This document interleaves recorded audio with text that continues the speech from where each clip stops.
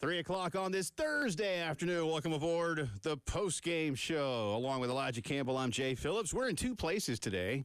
Wherever you are, you're probably in just one place. But if you are in two places, wow, that's a trick. Ed Bird's at Master Control. Lots to do. I am in the studio, downtown Columbia. And Elijah Campbell is not yet drinking beer at Angry Fish in Lexington? Not so fast, my friend. Not so fast. We have already sampled. Nice. We have sampled some. Now, when you say sampled, what's the I would say that is an accurate depiction. Okay, sampled.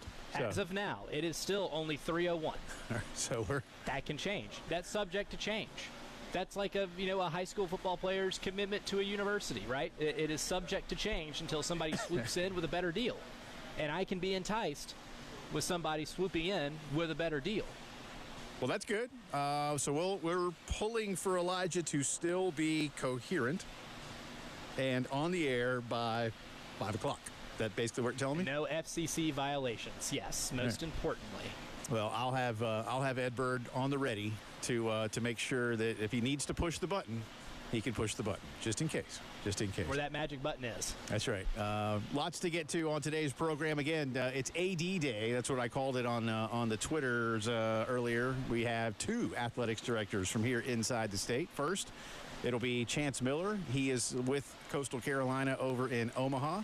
Chance, of course, spent many, many, many years here at the University of South Carolina as one of Ray Tanner's associate ADs and responsible for a whole bunch of things, including helping Shane Beamer come to Columbia, helping the Liverpool Man United game get going, and a whole bunch of other stuff. And now he is running the department over at Coastal, and looky there, first year in, bang, back to Omaha in the College World Series. But Chance is a good friend of the show and a good friend of the town and the school, and we'll talk with him about his new school and what's going on out in Omaha. Maybe ask him if he's been to the Drover yet, Elijah, for a fantastic steak, or Johnny's, or some of the other great steakhouses in Omaha, Nebraska. I did find out when I went there for the first time many years ago now. I guess it was, when did I go? 04, so 21 years ago, Elijah. And despite the urban myth, the streets of Omaha are not paved with red meat. Interesting. Yeah. I assumed they were. Yeah. I absolutely assumed they were. Well, that you should. You should assume that because there's lots of meat out there. But I don't even believe the television footage that would show me otherwise. I just don't believe it. I assume it's just filmed somewhere else. That's right. But looking forward to talking to Chance. And then coming up at 4 o'clock, so just under an hour from now, the University of South Carolina's new athletics director, Jeremiah Donati, will be back on the program with us. And we'll have him for about a half hour. We got a lot to get to. I don't know that we get to everything that's on our list, but we'll do our best. But we will certainly be discussing how South Carolina will be working in the framework of the new House settlement. We'll talk about Jeremiah's decisions around the baseball program and a few other things that are going on with Gamecock Athletics. I know those are the primary stories. How are things going with Williams-Brice improvements? Obviously, those things won't start from a construction standpoint until after the Clemson game this year. But, you want to have as much of that, Elijah, lined up and ready to start being worked on to minimize the downtime. I don't know how much of 2026 will be impacted as of yet, but certainly this is going to be a big revenue driver for South Carolina athletics, and it comes at the most crucial time in recent memory. Absolutely. I mean, what better timing to be able to announce that you're going to do some stadium renovations when just earlier this week, the House settlement was signed officially, and now you're going to have to allocate a lot of that TV revenue towards players that you never had to do before, which means the schools that are going to be the best in these environments are the ones who are able to generate money on their own outside of those TV deals. This is a step in that direction, too. I mean, you're making Willie be more profitable. You're making your product on Saturdays more profitable. Really, this is the best time that you could do it, right? I mean, there's never a bad time to do something like this, but this is a really good time to be able to open up new streams of revenue and make your game day experience at Williams-Brice Stadium for 7 or 8 Saturdays during the fall a lot more profitable. That's what everybody needs right now. Yeah, certainly for those fall ones. But again, going back to Liverpool United, what kind of events beyond that? We had a good phone call the other day. There was somebody who was a little agitated about our discussion of potentially changing the the way things work in college football, and maybe in a 12-game season having 6 home games and 6 road games and playing only Power 4, and said, well, the city depends on that. And what about the people that work there? And we didn't disagree with him, Elijah, but that's why we talked about the fact that Carolina, and other places too, but Carolina's working hard to have more than just 7 Gamecock football games a year. And like we said, they pulled off a hell of an event last year when United and Liverpool came, which means you can do it again. That's the thing. You absolutely can. You can do it again. Yeah, and not even just, that's just in the sports realm, man. Like concerts, too. I mean, look, how many country music stars love doing stadium tours, like at college, like in college towns, at college football stadiums. It happens all the time. And that's a moneymaker itself, too. I mean, you get yourself in line for one of the stadium tours and get yourself in position to be able to make more money. And that's including with extra, potential sporting events, too. Like, there's so many more things that you can bring here to utilize just the space. That's a big space that, for football alone, it's worth it because you make so much money in football, but it almost feels like a crime that beautiful stadium isn't, filled up for more events outside of the months from late August to late November. Yeah, completely agree. So we'll touch on those things with Jeremiah and a little bit more throughout the course of the visit with him. Again, that's coming up at 4 o'clock. And as I said, Chance Miller will be with us at 3:30 today, live out in Omaha. Tomorrow at this time, they'll probably be into, third or fourth inning, give or take, depending on how things are going, as Coastal and Arizona will open play in the College World Series. So we have that for you. No start bench drop today since we're on a split location and a lot of things going on, so we'll bring that back tomorrow. I did see our good friend John just decided to program our show for us. Elijah, did you see this? Took it upon himself. He did. John said, I'll solve this one before it begins. Start garnet helmets, bench white helmets, drop black helmets. Which I appreciated. I would do that differently. I would start the white, bench the garnet, and drop the black. So I'll drop the black, but I prefer that classic white helmet that they brought back last year. Oh, buddy. Oh man, that's tough. That's really tough. I think I'd have John's list, honestly. And I hate dropping the black helmets because that's one of my favorite things about this football program, Jay, is that you have so many great helmets and uniform combinations.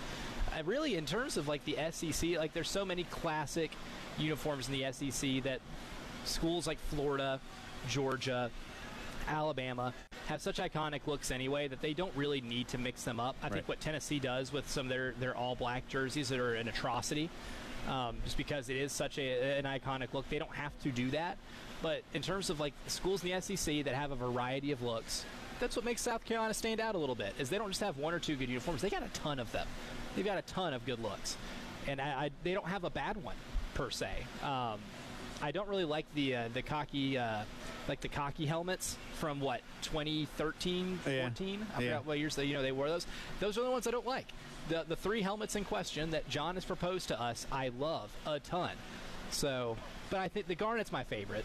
Like the garnet with the white circle and the Block C logo inside of it. Love that. And the white helmet's a classic look too. I think I would bench the white one and then drop the black one very reluctantly. Yeah, I mean, again, that's the fun thing about some of these is, the start, bench, drop, like you have to drop somebody. So and just to remind everybody too, it's all hypothetical. It's all in fun. So I saw somebody comment. Our buddy John Whittle yesterday said, "I'm going to start all of the baseball players because they play different positions." And I said, "Nope, can't do it that way." But somebody said, "This is the best answer yet." It's like, yeah, I'd love to start them all, but that's not how it works. Yeah, that's not the point. That's not how it works. And the black too. They've had the matte. I will say that matte black one is pretty cool. The matte black is cleaner. Yes, definitely. I was surprised at how much I liked that because I was not ever, the first black helmets I remember were like, 04? Early 2000s. Yeah, they were early 2000s. And Holtz era jerseys. I wasn't a big fan, but I've grown to be okay with it. But again, when they brought back that George Rogers helmet, whoo boy. Oh, dude, the retro. Yeah. That was. I'm glad they wore them again, that they wore them again for Wofford. Yeah. They broke them out for Akron and Wofford, and those are just so aesthetically pleasing. Yeah, I liked it a lot. So those are some of the things we'll be discussing throughout we won't be discussing helmets with Jeremiah. If we had more time, we might do that, even give him a start bench drop. But we appreciate John for giving us a sort of start bench drop today. So we have that going for us throughout the afternoon. U.S. Open is well underway right now. Surprise leader at the top is American J.J. Spaun. He started early, played well, and he is in the clubhouse at 4 under. We got a few other. Let's see. On this course. Yeah, a 60. Exactly. So let me see who else is out there. Thurston Lawrence of South Africa is in at 3 under. Siwoo Kim is in at 2 under. His countryman, Sung Jae Im, is at 3 under through 5. So he's having a nice day. Sam Burns of the United States is 3 under through 6. He's having a good day so far. Brooks Koepka is -2. He is playing number 8. The only bad news, Elijah Campbell, is that Patrick Reed is 2 under through 4. Beyond that, Yeah, he's off to a good start. yeah, beyond that, everybody's having an okay day. Rory was playing well early, but his group, that was a star-studded one with a whole bunch of majors in there, but Rory, Shane Lowry, Justin Rose, none of those guys at this point are under par, excuse me. In fact, I'm trying to get the update right now for you on that group, and it is not good. No, they're so far down that I don't even. Yeah, they're so far down I don't even have them in like the top 100. Okay, Rory. Scotty at 1 over. Rory's plus 4. Right now. All right, Rory's plus 4. Where did they finish? Justin Rose finished plus 7. Gross. And Shane finished plus 9. Oh, my boy Plus Shane Lowry, 9. my dark horse. My dark horse got run over. Yeah, that is just yuck, man. That is. Don't know if you're coming back from that. Not without a brilliant day tomorrow, or without the field coming back to you. Phil Mickelson is done at Which plus. is possible. It is possible. Phil's done at plus 4. Tommy Fleetwood in a big group there, also at plus 4. DJ Dustin Johnson is plus 3. He is on 7. Actually teed off on 10, but he's playing his 7th hole. So we'll keep you updated. But for most of the players, it's happening to them because they're being Oakmonted. Let's put it that way. Oakmonted. I like that. That's a phrase I think we're going to be using pretty frequently here today and tomorrow. So again, the only thing I'm pulling for now is for Patrick Reed to fall off. Beyond that, whoever wins this thing, go get him. Even Bryson. Very possible. Even John Rahm, who I like a lot. Yeah, Dustin Johnson on the Live Tour. It's the only guy I don't like is Patrick Reed, and I don't mind admitting that even a little bit. We'll come back on the other side. Announced earlier today, the ACC SEC basketball challenge matchups. We have venues, opponents. We even have dates. We don't have tip times just yet, but we do have who will play whom in men's and women's basketball. We'll do that for you on the other side. And again, Chance Miller, Coastal Carolina Athletics Director and longtime Associate AD for the Gamecocks, will be with us coming up from Omaha in just a few. Jeremiah Donati, top of the 4, talking all things Carolina Athletics. You're listening to the Thursday postgame show.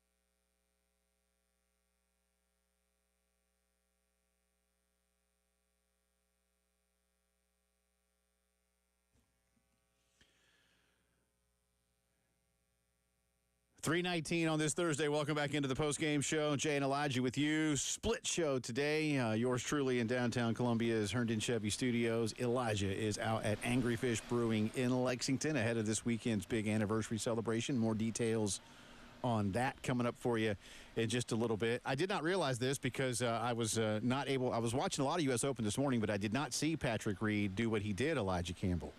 I now know that Patrick Reed is 2 under because he had a double eagle today. Oh!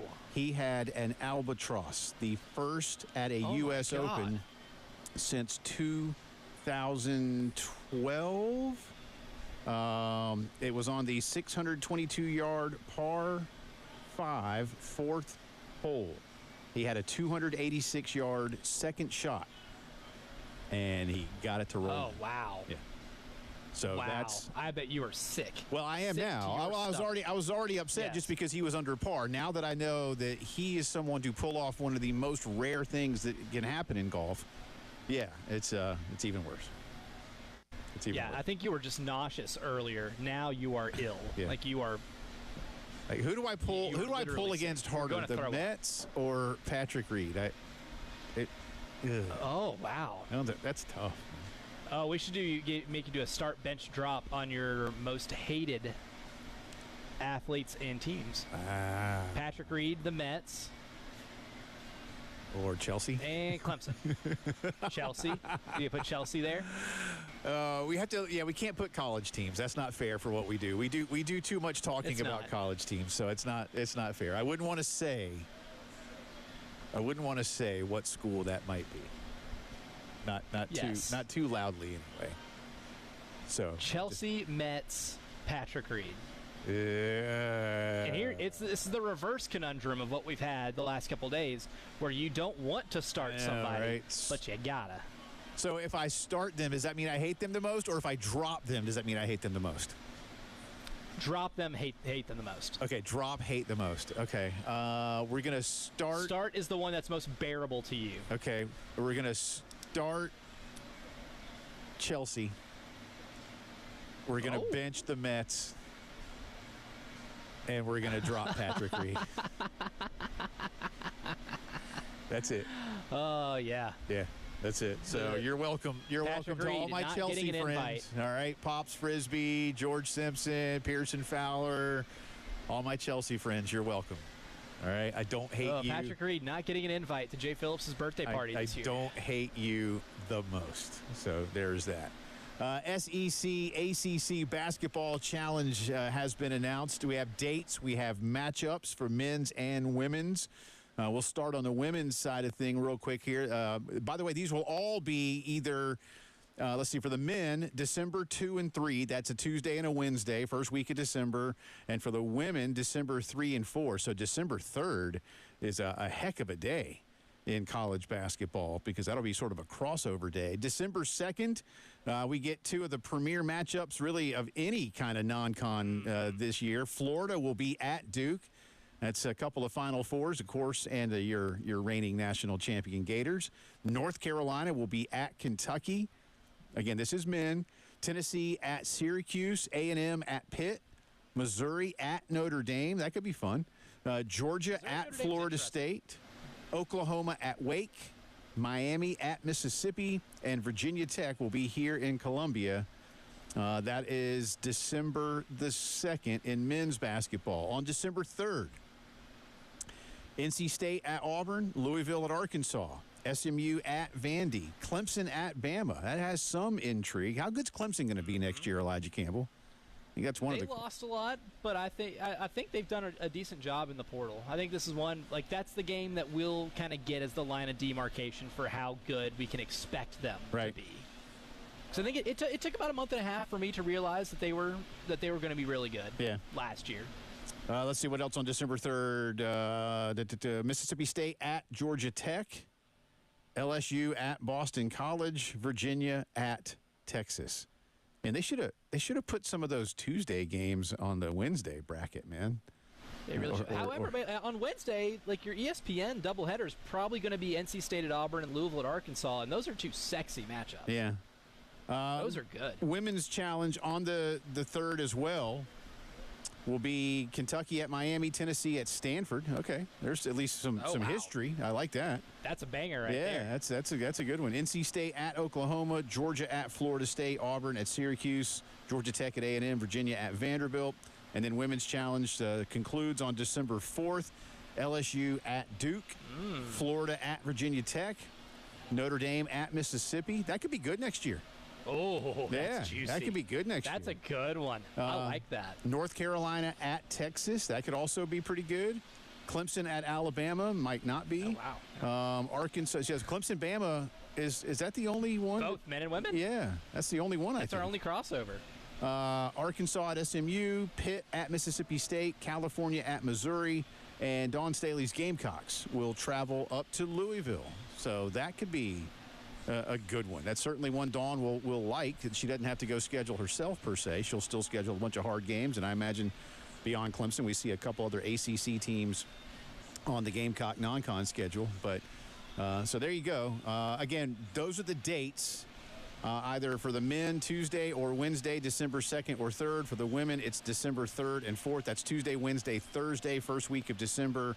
Times for these games will be announced at a later date. Once Mickey gets done shuffling things around with football scheduling, then he'll bring us what's going on the basketball side of things. So I think I know which ones Mickey wants to put on the ESPN, though. Yeah. For at least for the men's and the women's slates. Which one's getting the headliners? Those are abundantly clear. Florida at Duke, North Carolina at Kentucky. I love it, but that's a doubleheader. Yeah, I'm looking here. Like again, Missouri at Notre Dame could be all right. How good Syracuse going to be next year? You know, because Tennessee is good. Not expecting it. Yeah, that's the thing. Louisville. That was a dud. Going through that, I thought that was a dud. Louisville at Arkansas has potential. I don't know how good. Significant potential. You know, now that Virginia is under new leadership, what will they look like next year going to Texas? So, I don't know, man. I hope. I'm serious when I say this too. I just hope that ACC basketball is a little bit better. That the portal and some money coming in will kind of wake things up in the ACC, because they really, and I'm not picking on them. They shouldn't be where they are, Elijah. They should not. They were atrocious last year, and the A and ACC should never stand for atrocious. And last year it did. You had 3 good teams. That was it. Yeah. And North Carolina was a solid team. They got into the NCAA tournament because they're the University of North Carolina. I still firmly believe here on June 12th. And their AD was the chair. Don't forget that, their man. AD was the chair. Yeah, their AD was the chair of the selection committee. They're the University of North Carolina. They had, one quad 1 win? Maybe the entire year? I think so. I think it was. They're like 1-13 in quad 1 games. Any other school with that type of resume is one of the first 4 out, right? Well, that's why we had to expand the tournament, Elijah, so that teams that are 1-13 in quad 1 can get in. Yeah, because not enough 1-13 quad 1 teams are getting into this tournament. And it's a real issue, Jay Phillips. People aren't watching the NCAA tournament because of that, you know. The contract's not big enough. It's a real issue. But, look, last year having 3 teams hoard all of the wins in that conference isn't good for the league. No, and not for a proud basketball one big league. thing. No. Not for that league too. Like I desperately want the ACC to be what they were in basketball. Wake Forest needs to be better, and I love that program. I love Steve Forbes. I think that guy's a fantastic coach. I love the opportunity that this gives them with Oklahoma coming to Wake Forest, because Oklahoma did some work in the portal, and Porter Moser I don't think is on a hot seat per se, but it's not necessarily the coldest seat in the SEC, so they're going to have something to prove. Miami needs to be better. They were laughably bad last year. Virginia should never be laughably bad, you know. And with some of your newcomers, like you'd like to see SMU, Stanford, and Cal be contributors at some point to the success you have in the league. And right now, they're just not. So there you go. Again, December 2, 3, 4, ACC, SEC Basketball Challenge, men's and women's. Good stuff. Come back on the other side. Chance Miller will join us, a longtime associate AD at Carolina, now running the department at Coastal Carolina. He's out at Omaha as the Chanticleers get ready for Game 1 of the College World Series tomorrow. Chance will join us from the World Series on the other side. You're listening to the Postgame Show.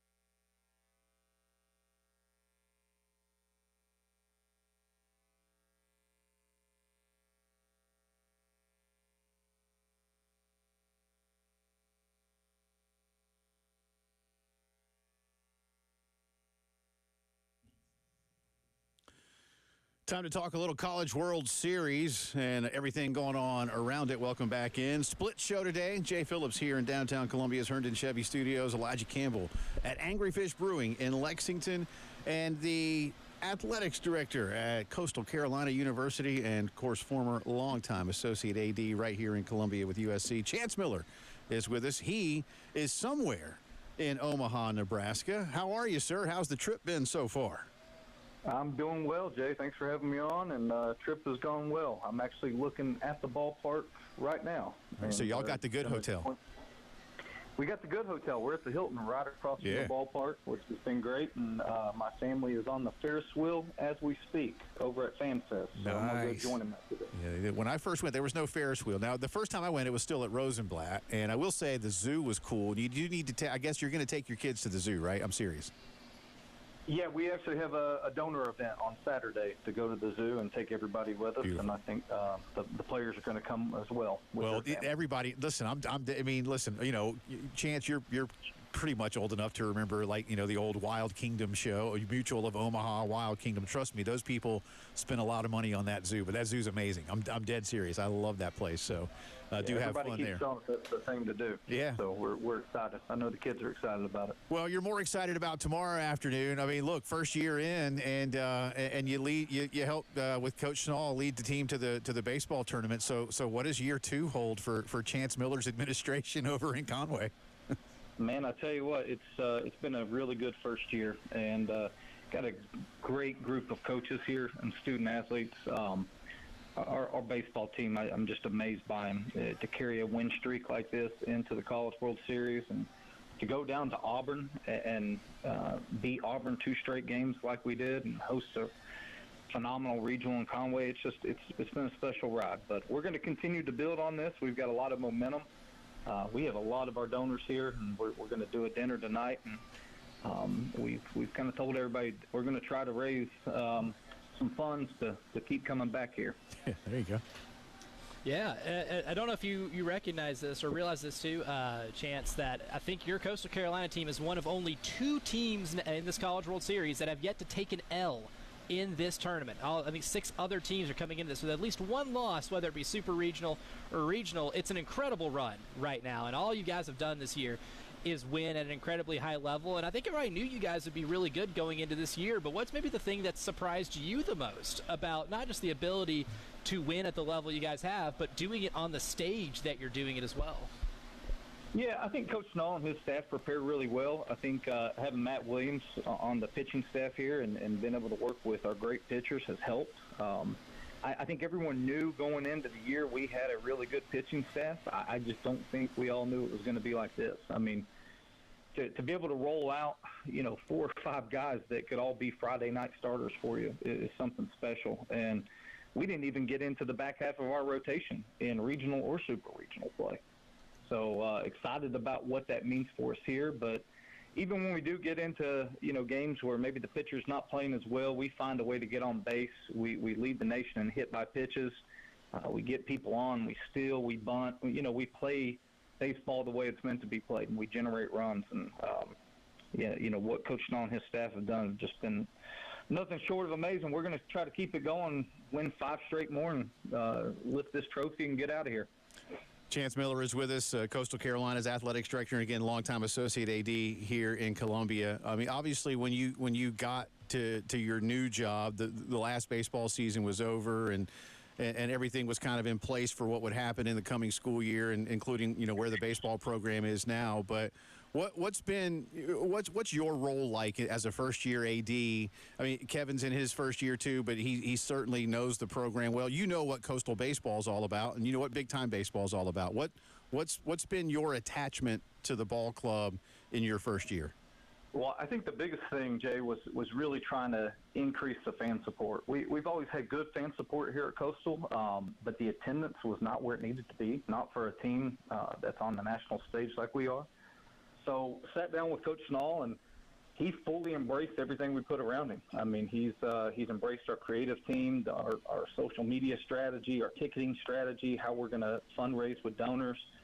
And we really put a plan together and went out, and I think it showed. I mean, we set our highest ever average attendance for the year. And then if you look at when we played Clemson at home, we broke our all-time attendance record, and then we came into the regional and broke it 3 more times on Friday, Saturday, and Sunday. So we went from having, around 2,500 to 3,000 people there, maybe a little more on a bigger game, to now we're averaging, I think, over 3,500, and we had over 6,000 people at each regional game. And so now it's going into next year, that's the standard, right? And we're going to go up from there and keep building. And Teal Nation's really embraced it, man. They've embraced the changes that we made and some of the game day environment stuff. And, it's showing.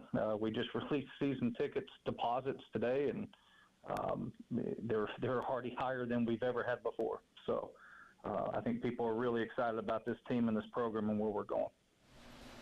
Yeah, and certainly winning helps a whole lot of that, right? People want to come out and see a winner, and you guys definitely have that. But I'm fascinated just from your perspective, Chance, going from working at South Carolina in the SEC, where a lot of the fan base is so generational, to going into, a place like Coastal Carolina. You're in the G5, I guess now G6. But when it comes to the in-game experience, what's one thing, I guess, that you've kind of recognized is key to maybe get some of the people that aren't normally going to games out to games and increasing that attendance? Yeah, it's been a little bit of a trial and error, starting with football season, going into basketball, now to baseball season, that we don't, we're a very young institution. We don't have that, generational attendance where everybody said, okay, this is where my grandfather sat and where my dad sat, and this is where I'm going to sit. We just don't have that. So you've really got to make it an event. But, even though we're young, what it does provide us is we don't have to, tap dance around things that might have been in place that you don't want to remove them and upset. I mean, when I was at South Carolina, and you guys know this, there's so many historical things that have happened over time that you can't mess with it, right? You can't change it. And so you have to just tweak things here and there. Whereas here at Coastal, we're getting to write history. We're getting to do things that have never been done before. And I think people get excited about that. And, we have a lot of people that are moving into the Horry County area. I mean, it's one of the fastest growing counties and one of the fastest growing states. And so you have all these people moving in. A lot of them are from the Northeast that don't really have that college attachment to big-time college athletics. And we're trying to get them out to the ballpark, and when they get here, keep them here. And I think that's been successful. People that, might not have Coastal ties are coming in, and they're becoming fans now. Chance, before we let you go, is this your first trip to the College World Series? Have you been before? So I have been as a fan in 10 and 11 when I worked at the NCAA. So I got to see 2 really good ones there, but this is the first time as an administrator. So I'm trying to let it all sink in. I didn't do that early in my career because I just thought, when you go to the Final Four, you go to a big-time bowl game, that's just, normal. That's you're always going to be there. And then I realized it's really hard to win, and it's hard to get to these things. Right. So I've tried to tell the staff, hey, I know we're working hard, trying to get everything, accomplished that we want to out here, but take some time and really let it sink in. And for your players yesterday, I saw some of the tweets that you would put out with the guys out, taking some BP and just seeing it for the first time. How wide-eyed are they, and how quickly do you think Kevin pulls them back down to the ground to make sure tomorrow's the day you want it to be? It's funny with this team. I looked around at them, and they enjoyed it. They were taking pictures. They were having a good time, but they're focused, man. I mean, they just have been that way all season long. I think you can tell when they get into a game and maybe they get into a little bit of a trouble with runners on, they don't really waver. They don't panic, and I think that's what makes this team really special, and why I think we're going to win the championship here. All right, what's your go-to restaurant out there? Where are you going to be heading, whether it's for the donor event or just to take the Millers out for a nice meal when you have a night? Yeah, so Coach Snow, Coach Beck, and I went to Drover. Yeah. The Drover Steakhouse last night. Very good, by the way. And then we're doing a donor dinner at Omaha Prime tonight. Okay. And then tomorrow we're at, Let It Fly Sports Bar to do a big blowout tailgate before the first game. Okay. So I'm sure I like to eat, Jay. So There you go. I'm gonna sample everything in Omaha. Well, they have plenty of good red meat. I've not done Omaha Prime. I've been to the Drover and Johnny's. If you know, asking folks around there, Johnny's was really good the last time I was out there. So you can find that one too and get yourself a quality steak. But I think everywhere, I think it's the law in Omaha that they have to sell a good steak, Chance. So you're in good shape. Well, I'll try out Johnny's. There you go. Yeah, no, have fun, man. Hey, listen, Elijah and I appreciate you. We'll holler at you here again soon. And, of course, Coastal and the Gamecocks will play each other in football at Williams-Brice later this season, too. Have a great trip out there, man. Happy for you and your school and all your fans. We'll talk to you real soon. Good luck. Guys, really appreciate it. Look forward to seeing you in November. Yes, sir. There you go. Chance Miller, Athletics Director at Coastal Carolina University, the Chanticleers and Arizona Wildcats. Get the College World Series started tomorrow at 2 o'clock. You are listening to the postgame show.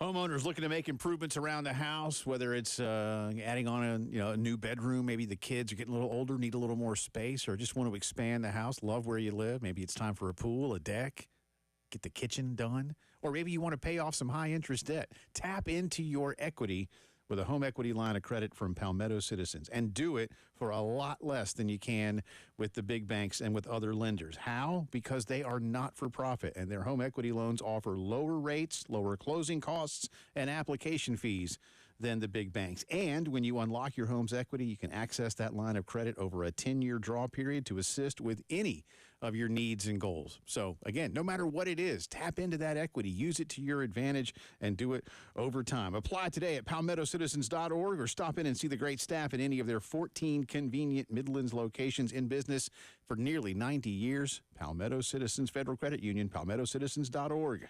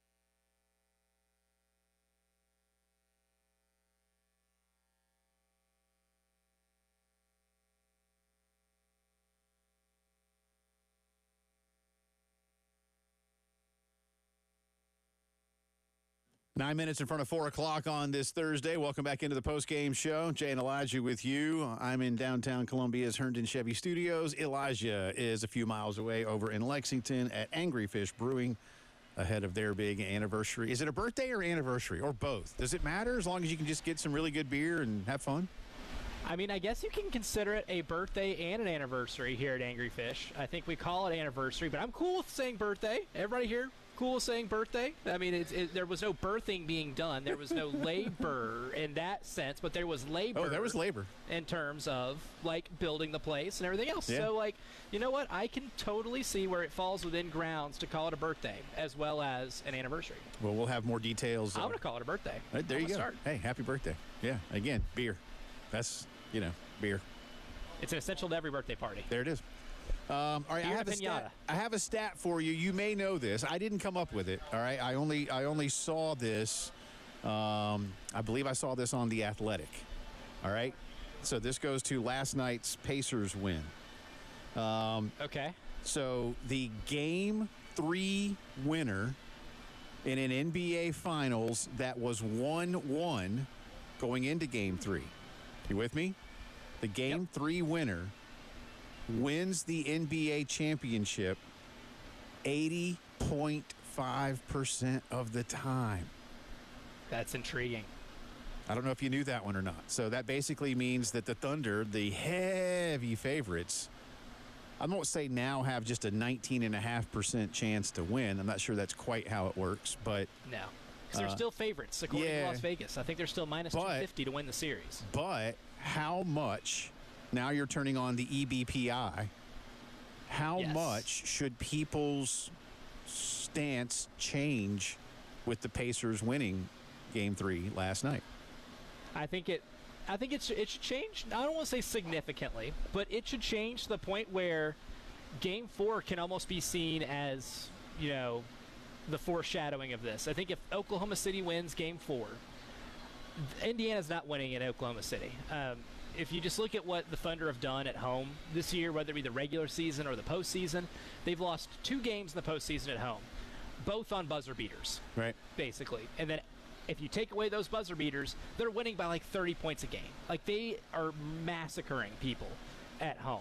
I don't think Indiana goes to Oklahoma City and does it again, but I think if they hold serve at home, they're going to win. That's all they got to do. That's all they got to do. And that's all they got to do. Yeah. So Game 4 is massive. But, I mean, if I'm putting a percentage index on it, I'd still probably give Oklahoma City a 61% chance of winning. But at the beginning of the series, I had it like 79. Yeah. But because Oklahoma City is just that good defensively, I don't think Shai Gilgeous-Alexander has another game where he goes 9 for 20 or turns the ball over 6 times. That's the adjustment that the Thunder need to make now. In Game 1, it was the Pacers need to limit their turnovers. They turned the ball over 25 times that first game. Last night, Thunder turned it over 19. And that was the big difference in the game because they shot fine. Honestly, they shot 45% from 3. They just didn't shoot a ton of threes. And the role players for Oklahoma City, for the most part, thought Caruso had a solid game. But they only really had 2 guys come off the bench and play more than 10 minutes. Yeah. But the Pacers are showing right now that they have a lot more depth, and the Thunder looked tired last night. And I think the Pacers have found what their edge is, and that is the depth and the speed in which they play. Well, we'll talk more about it coming up, and I guess we'll have some numbers on how I did or didn't do in Jay versus the Internet a little bit later on. But on the other side, the athletics director of the University of South Carolina, Jeremiah Donati, will join us talking NIL settlement, Williams-Brice improvements, and so much more. Keep it here.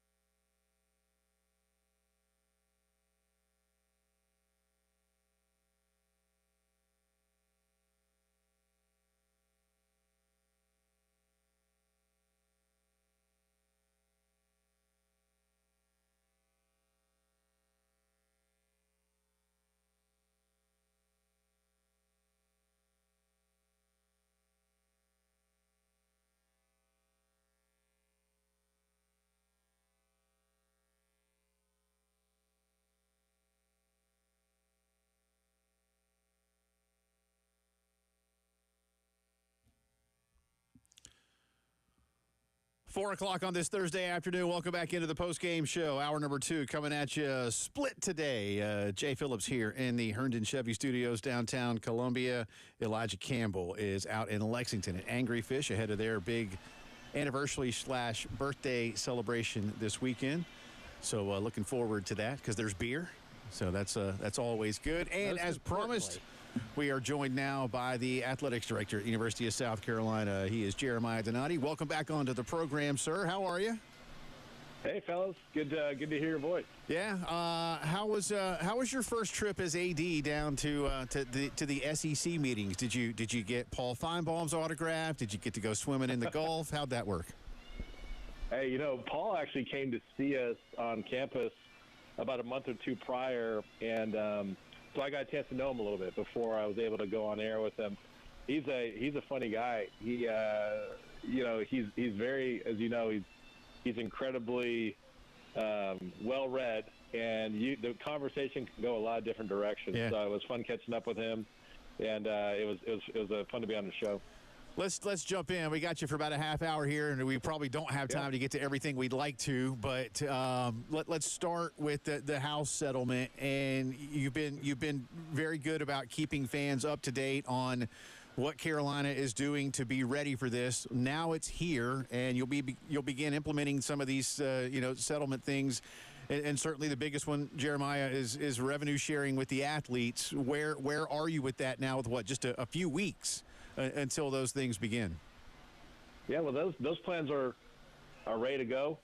We created those budgets back in the spring and informed our coaches of those, and so we're ready to execute those and get those players under contract. It's funny because some of those are just literally transferring contracts from the former contracts from the Garnet Trust over to the university. So some of it, it's just a matter of getting those on the right heading, so to speak. But there's also, this is interesting, and this is kind of pertinent to our conversation. I literally was just talking to a staff member. We had our first real NIL deal submitted through the clearinghouse through NIL Go, which was kind of historic. It was a football player, not to be named, submitted a deal for an autograph session. So I thought that was kind of interesting to kind of witness history on my way to get to the office to talk to you guys. So it's all in play. It's kind of surreal to think that it's here. We talked about it, for the past year. You've only heard me talk about it for 6 months, but all of us as athletic directors have been talking about this for a year, and to see it, here now is surreal. So it's exciting. I mean, there's a lot of optimism, I'd say, coming out of Destin and then NACDA and Orlando, which is where I was, earlier this week. Mm-hmm. Overall, the sentiment is one of optimism. Jeremiah, that kind of leads me to the question that I had for you, because it's such a new world now that the House settlement's going to take place and the revenue sharing is going to be happening. I think a lot of people have questions as to what that leaves with NIL collectives. So my question to you is, how does this change the relationship with the Garnet Trust, or does it change really anything at all from that standpoint? Yeah, it changes it significantly in the sense that, I think one of the questions that fans have, or that I've heard, is that they say, well, how are these NIL deals how are they going to pass? What are we going to do about NIL? And the answer is, well, we're taking on that role of paying the players, because NIL the last couple of years has not been NIL. It's been pay for play. The value of a player has been the value to the team, not the marketing value, which is what NIL was intended to be. So, that's quite a shift, in mindset. And so getting our fans there, getting all fans there, getting our players there, getting our coaches there is just going to take a little time. And so, back to your question about NIL collectives, they're going to look different because they're just not going to be able to operate as they were. There was some statistic as Deloitte was creating this clearinghouse product, this NIL Go. The data they had looked at looking backwards, there was over 70% of those deals would not have passed muster because they were way above market for the value of services. Just candidly was nowhere even in the ballpark. And so that's going to be a market correction that we're all going to have to just live with and accept, and understand that NIL is not going to be as much of a recruiting tool as it has been in the past. And I think, the downstream effects of that is that will tamp down, I think, some of the transfer portal activity we saw, which I think is probably a good thing. One, just because there will be, not as much chaos in the system, but two, we got to remember that all of our student athletes are students as well. And so to think about transferring 3 or 4 or 5 times in your college career is just not setting a young man or a young woman up for success. And so I think, I'm not saying that transferring is a bad idea. I think if there's a better place for you, then by all means you should be able to go explore that. But I think when you're really talking about going someplace and leaving year after year after year, I don't think that's in the best interest of any student athlete. Talking to Jeremiah Donati, Carolina's athletics director here, as of course just last week the House settlement was approved by Judge Wilkin out in California. It begins to be implemented ahead of the next school year. How much can you share with us about your specific department and the allocation to the athletes? What percentages have you guys decided upon when it comes to football, basketball, baseball, et cetera? Or is that work still being done, or is that something we might not be privy to? No, we're just not privy to, just for this reason. It's this won't surprise you. It's proprietary just for competitive reasons. You can imagine that any number you put out there becomes a target for a competitor. So our numbers are all very healthy. We've announced we're at the top of the, we'll fully participate. But for competitive and proprietary reasons, you're not going to see any athletic departments announce what they're doing.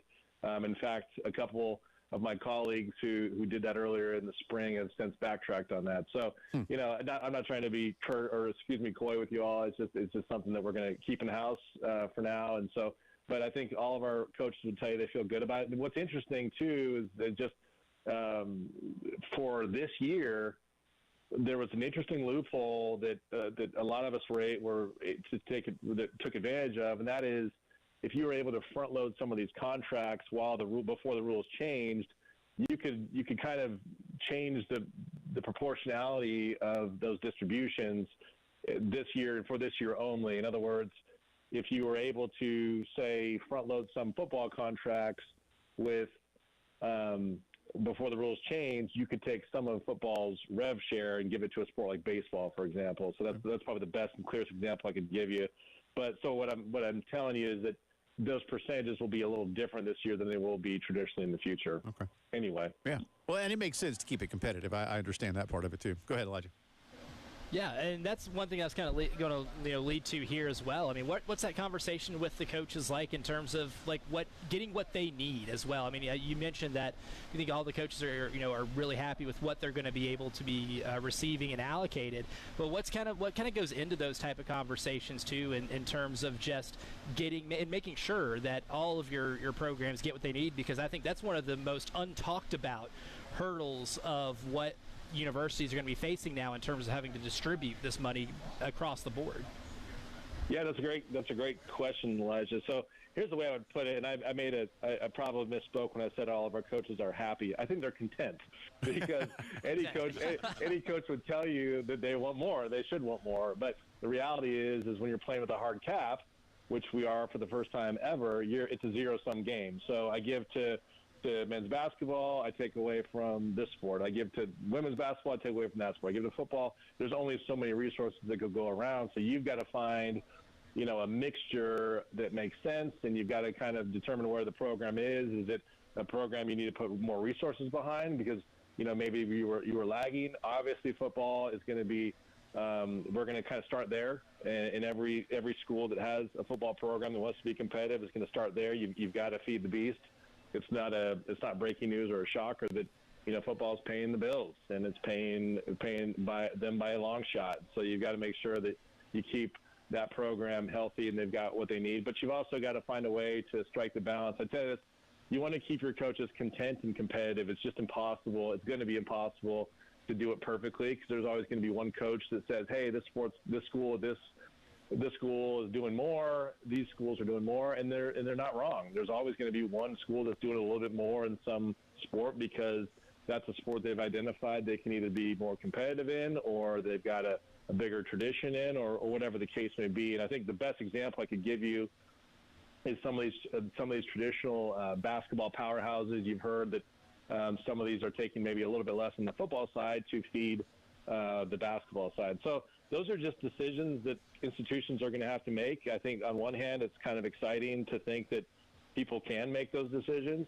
And of course, that's, irrespective of any future rule changes or legal challenges. But I think it's a good thing for schools to be able to decide what they want to do.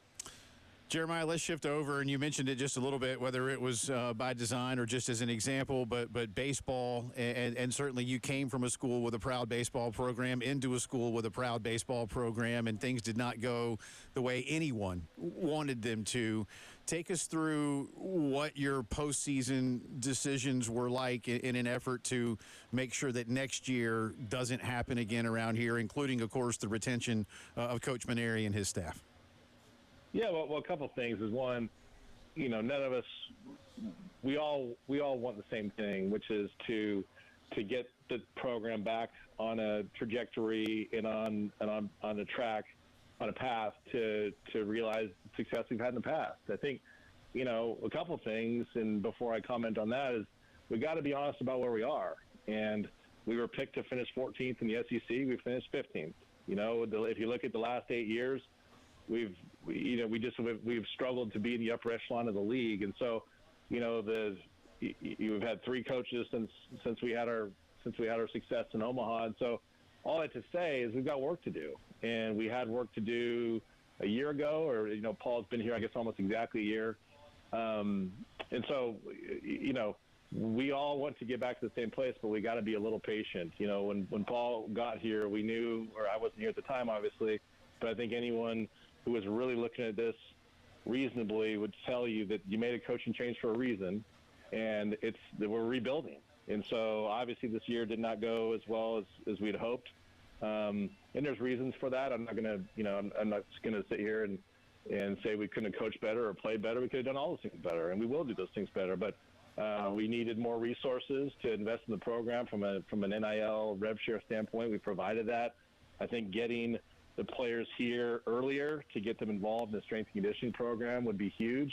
That was one noticeable kind of glaring impact I think that Coach Maneri found when he got here, was just since we had not been involved in those, to getting the new players here early and getting them involved in those programs would benefit us. And so we made the decision and investment to do that. And there's a number of other things. I mean, I think, the players, I think we've done a really good job in the portal thus far. I really like, even despite, our fans, being very vocal about their displeasure of the results, which, and candidly, I'd be upset if they weren't upset. That tells me they care. That tells me they want to get, back in a place that, we feel really proud about. And I know we can get there. So it just takes a little time. No one likes the P word, the patience word, but when the questions were coming about whether we were going to retain a coach after 1 year, I mean, that's just completely unheard of to move on from a coach. When you hire a coach, you're making an investment in him or her. You've got to give them a shot to be successful. And, what message are you sending to people if you give them no runway? I'll tell you, it would become a pretty undesirable place to work. And so you've got to understand people's passion for this.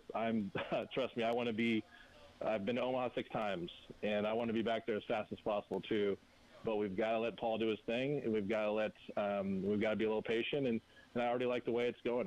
We've already up to a fast start in the transfer portal, and we've added some really good pieces. So more work to do, but that probably took the long way around the block there with you guys. But I think I like their attitude going into the offseason, and I feel much better about next year. No, I think that explains a lot. So good answer there. Lots more to do with Jeremiah Donati. We'll come back on the other side, get some more insight from him on what's going to happen at Williams-Brice Stadium, other things around Gamecock athletics. You are listening to the Thursday postgame show.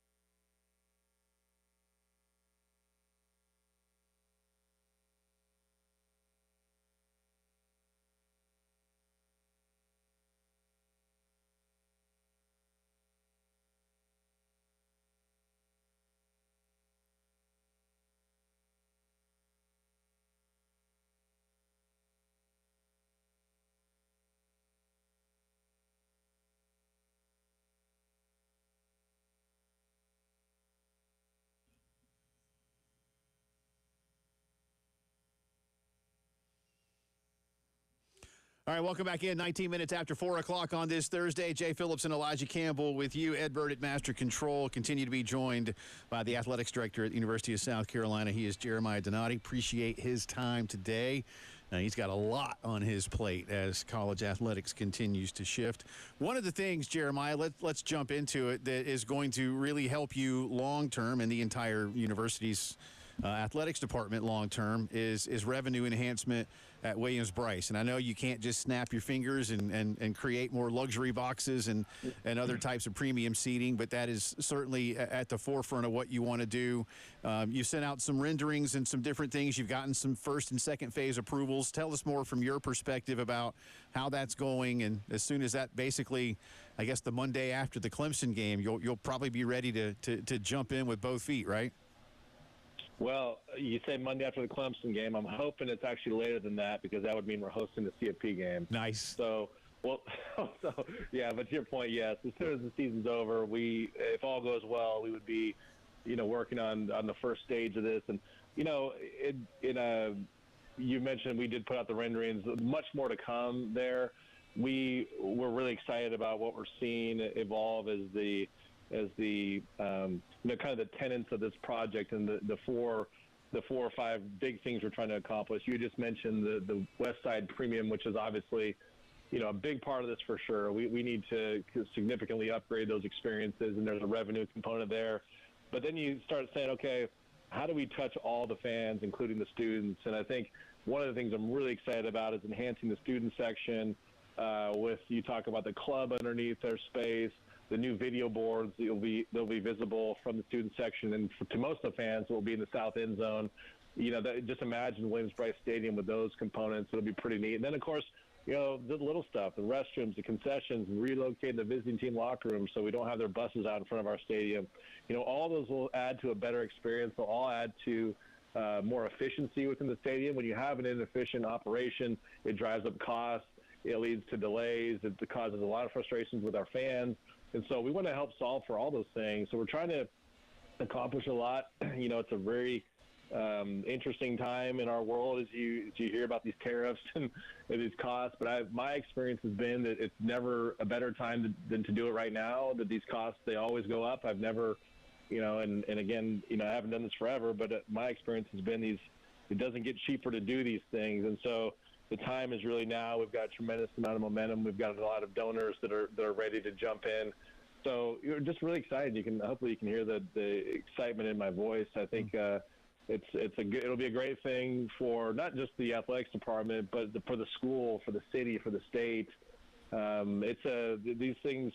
And then the other thing too is I would just say about it is that this will also invite more guests to the city of Columbia. And what I mean by that is outside events and concerts and those types of things. It's our job on this university to literally and figuratively invite people to this campus, and this will be a big part of that. Jeremiah, one of my favorite things about your background is you're also a hooper, right?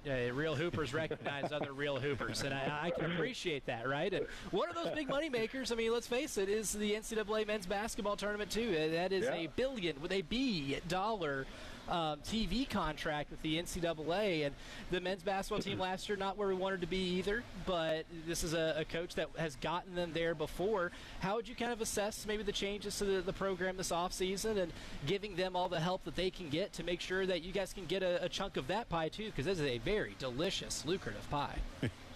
Yeah, well, I'll tell you what, I mean, some days someone will do a case study on this last call in the old NIL world about what you saw in the men's basketball numbers. I mean, it was unbelievable. And so, we were in the middle of that, and we provided the team with Lamont with a lot of resources, and I think he put them to good use. I'm really excited about the guys that we've got coming in, the guys we've got coming back. Obviously we would have loved to have had Colin come back, but when you've got a guy who's going to be a cinch to be a upper first round draft pick, you gotta wish him well and give him a hug on his way out the door, because that's what's best for him. That's why he came here, and candidly, when he goes on and does well, that's going to open the door for Lamont to recruit others, because he's shown that he can develop those guys. So we knew we were. One of the things is that Lamont made it probably look a little easier the year before, and then as the game kind of changed, we probably didn't resource him, provide enough resources on that NIL front. And so that was kind of the big thing, is we needed to make a commitment to the program to do that. We did that. As we did that, the market kind of exploded, and so we absolutely did more than we thought we would need to do, and we like, you know, the guys we brought in, and so it was a wild off season in the sport of men's basketball, and you know, I think I speak for Lamont and others that this new world, if you will, you know, NIL will continue to be important, but you know, those contracts will be paid primarily through the rev share component. I think we're ready to kind of make that adjustment. A couple more minutes here with Jeremiah Donati. Let me ask you one that's been top of mind for a lot of football fans, and what your role might be in it. But Rasul Faison is working hard to get one more year of eligibility with Gamecock football. He's hired a big-time attorney, Darren Heitner, to help him out with that. We had Coach Beamer on the program less than 2 weeks ago, and he still really, you know, was frustrated by no answer. What more can you tell us about where that is in terms of the NCAA decision-making process? Well, just that, you know, we don't have a final decision yet. I think I've seen cases, or I've seen circumstances that were nearly not as extreme as his, that were approved. And so I think that's why you can sense the frustration in Coach Beamer's voice and even in mine. So we still remain optimistic. I mean, the young man loves it here. He's dying to play. He's a great young man. We were all really excited about him being here.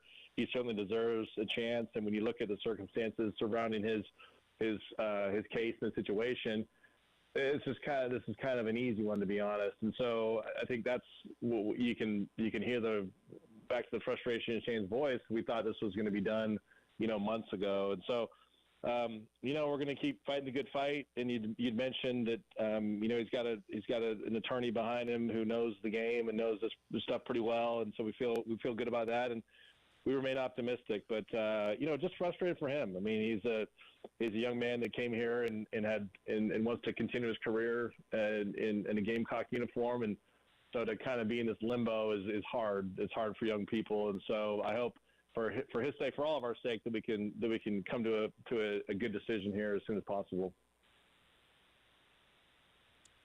Definitely. Hey, sorry. There you go. Hopefully sooner rather than later, right? I mean, that's yeah. We got a little no one time. wants to be left in limbo. Yeah, we got a little time. Like I mean, you know, we this is not something that we want dragging on into the season, obviously, but you know, we've got another month or so to get to the bottom of this. Yeah, definitely. Jeremiah, before we let you go, just a couple of things. Look, family I know was going to be delayed in coming from Texas over here with you as they finished up the school year. So are the Donatis now settling in nicely to the capital city? It's funny you asked. So they are literally, my wife just sent me some pictures from our house in Fort Worth, and it's completely empty.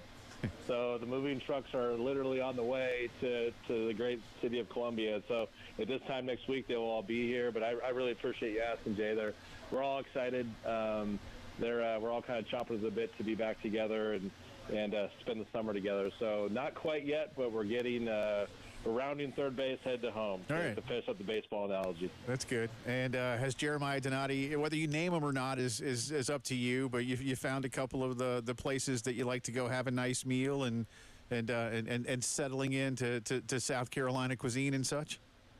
Oh, absolutely. And when we have a little time together, next time I'm in studio, I'll name names. But I've been pleasantly surprised. One thing I was told before I even came here is that the food scene was pretty cool, and that I'd be impressed, and I've been that and more. So I'm loving it here. It's been the 6 months I've been here have absolutely flown by. And it's kind of funny to think it's already mid-June, but just the city and the people of Columbia have been great, and I'm just very grateful and appreciative to all of them. Yeah, well, great stuff today. We appreciate you. I know you got a lot going on, man, from Florida, then back to Florida and back. And I don't know if you're going to Florida again anytime soon for work or whatnot, but we'll talk to you here soon enough. But do appreciate it, man. Best of luck as you continue to do what you're doing. Anytime, and we'll do it again soon, guys. I appreciate your time. Yes, sir. Appreciate you. That's Jeremiah Donati, the athletics director at University of South Carolina. Lots more to do as the postgame show rolls on.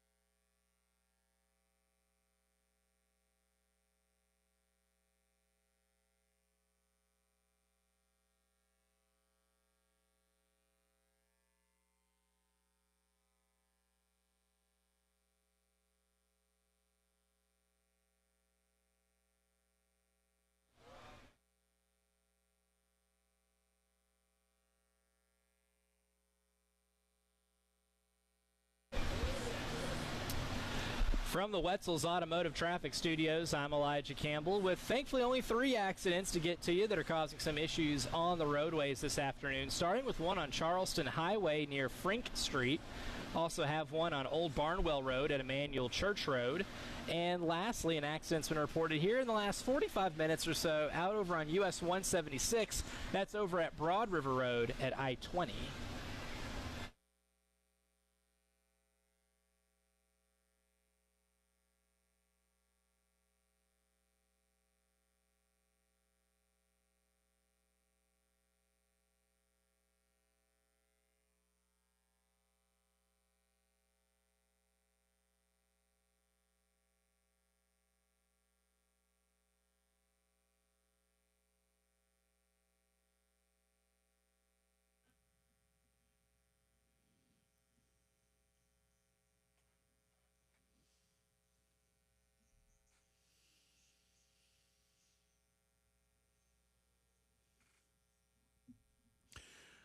Just got finished talking to Jeremiah Donati, the athletics director at Carolina. Good stuff from him. Jay and Elijah with you here on this Thursday. I'm in downtown Herndon Chevy Studios.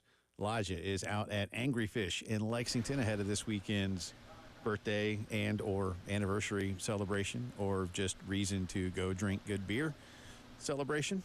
You know, whatever you want. Birthdays and anniversaries, both. Yeah, they both fit in that category. Yeah, and a couple of new creations. Elijah will be telling us more about those in just a little bit. I don't know what stood out just now. There's a couple of things. Let me start with baseball, then we'll work our way backwards a little bit towards what he said about some of the house settlement things.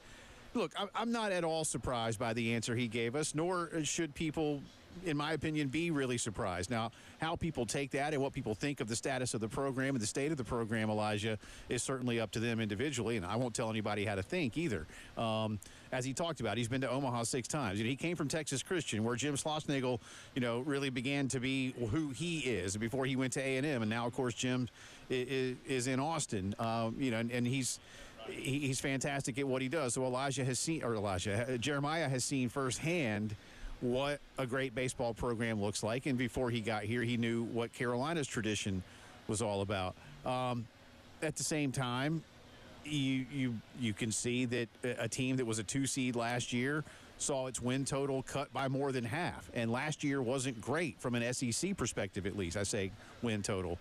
So I'm not surprised that he says if you fire your coach, especially a national champion, you're going to kind of be perceived as a school that is a little too rash, maybe a little too trigger happy when it comes to getting what you want. And he was rather blunt, Elijah, with, hey, while the program is proud, the program is down. And I have to, you got to at least accept and understand, I would say, that that's his perspective right now as someone who just got here. This is not what it was 10 and 15 years ago. Yeah, I mean, and it's not. And I think one thing I liked about his response was that he acknowledged a lot of what went wrong in terms of maybe bringing guys in earlier to go through weight training programs, right? I think he has a good understanding of what needs to be done to change some things. And clearly there's been an investment in the program because they're doing so well in the transfer portal right now. I mean, they're bringing guys in that were really productive at their previous schools. They're bringing in pitchers who have some higher-end velocity, which is something that Paul even talked about when he was on with us numerous times throughout the year in terms of just how good, the league is with the pitching aspect of it, right? I think there's a monetary investment that's being put in the program right now with the full understanding of what happened this past year was not acceptable by any means, but there's also maybe a learning from what went wrong this year. I feel like they probably had some pretty good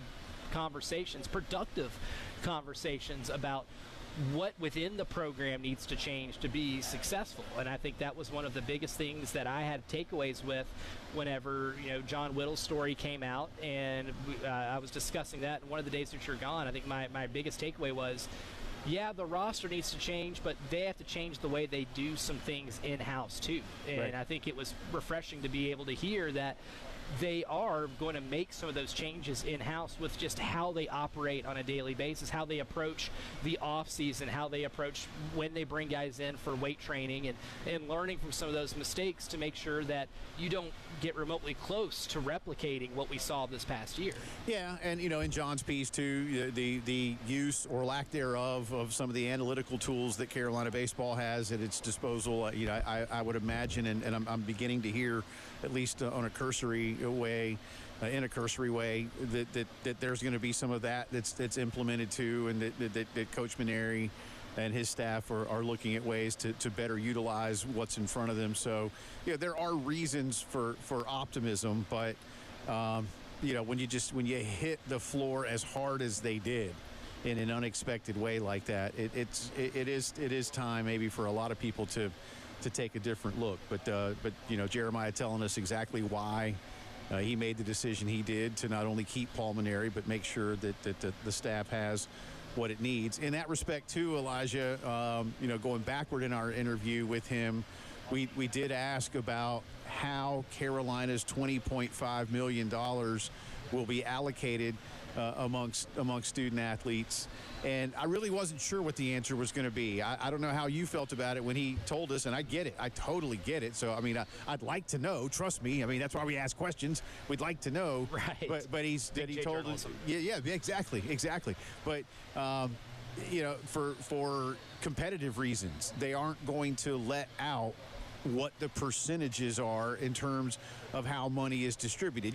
Most of it's going to go to football. If for no other reason, then that's where most of the players are that are going to get the money. But he also mentioned how football drives the engine. But didn't surprise me that he didn't tell us X, Y, and Z when it comes to percentages.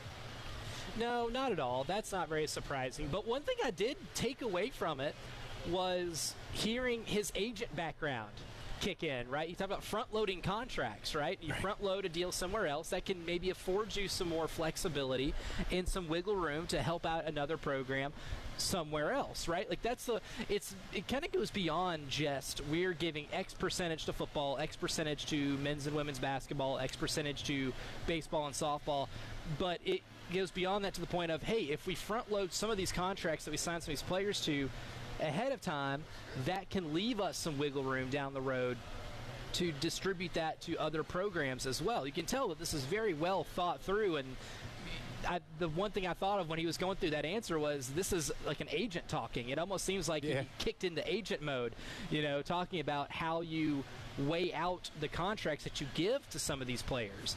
And if you think about it, this way too, because the rosters can be so fluid from year to year, a lot of the transfers that you get in some of these revenue producing sports like football and men's basketball, a lot of the players you get are rentals, right? You're not getting them for 4 years. You don't have that eligibility.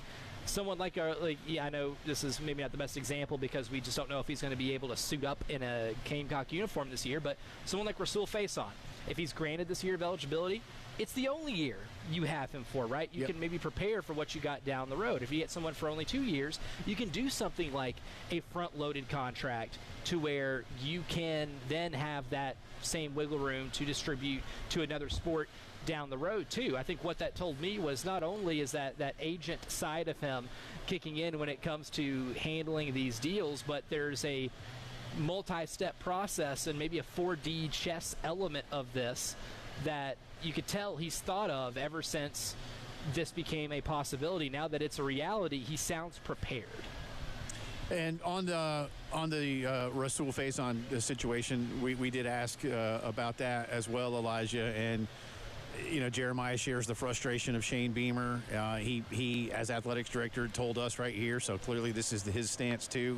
For everybody, he thought in so many words that he's seen cases that are more complicated be approved.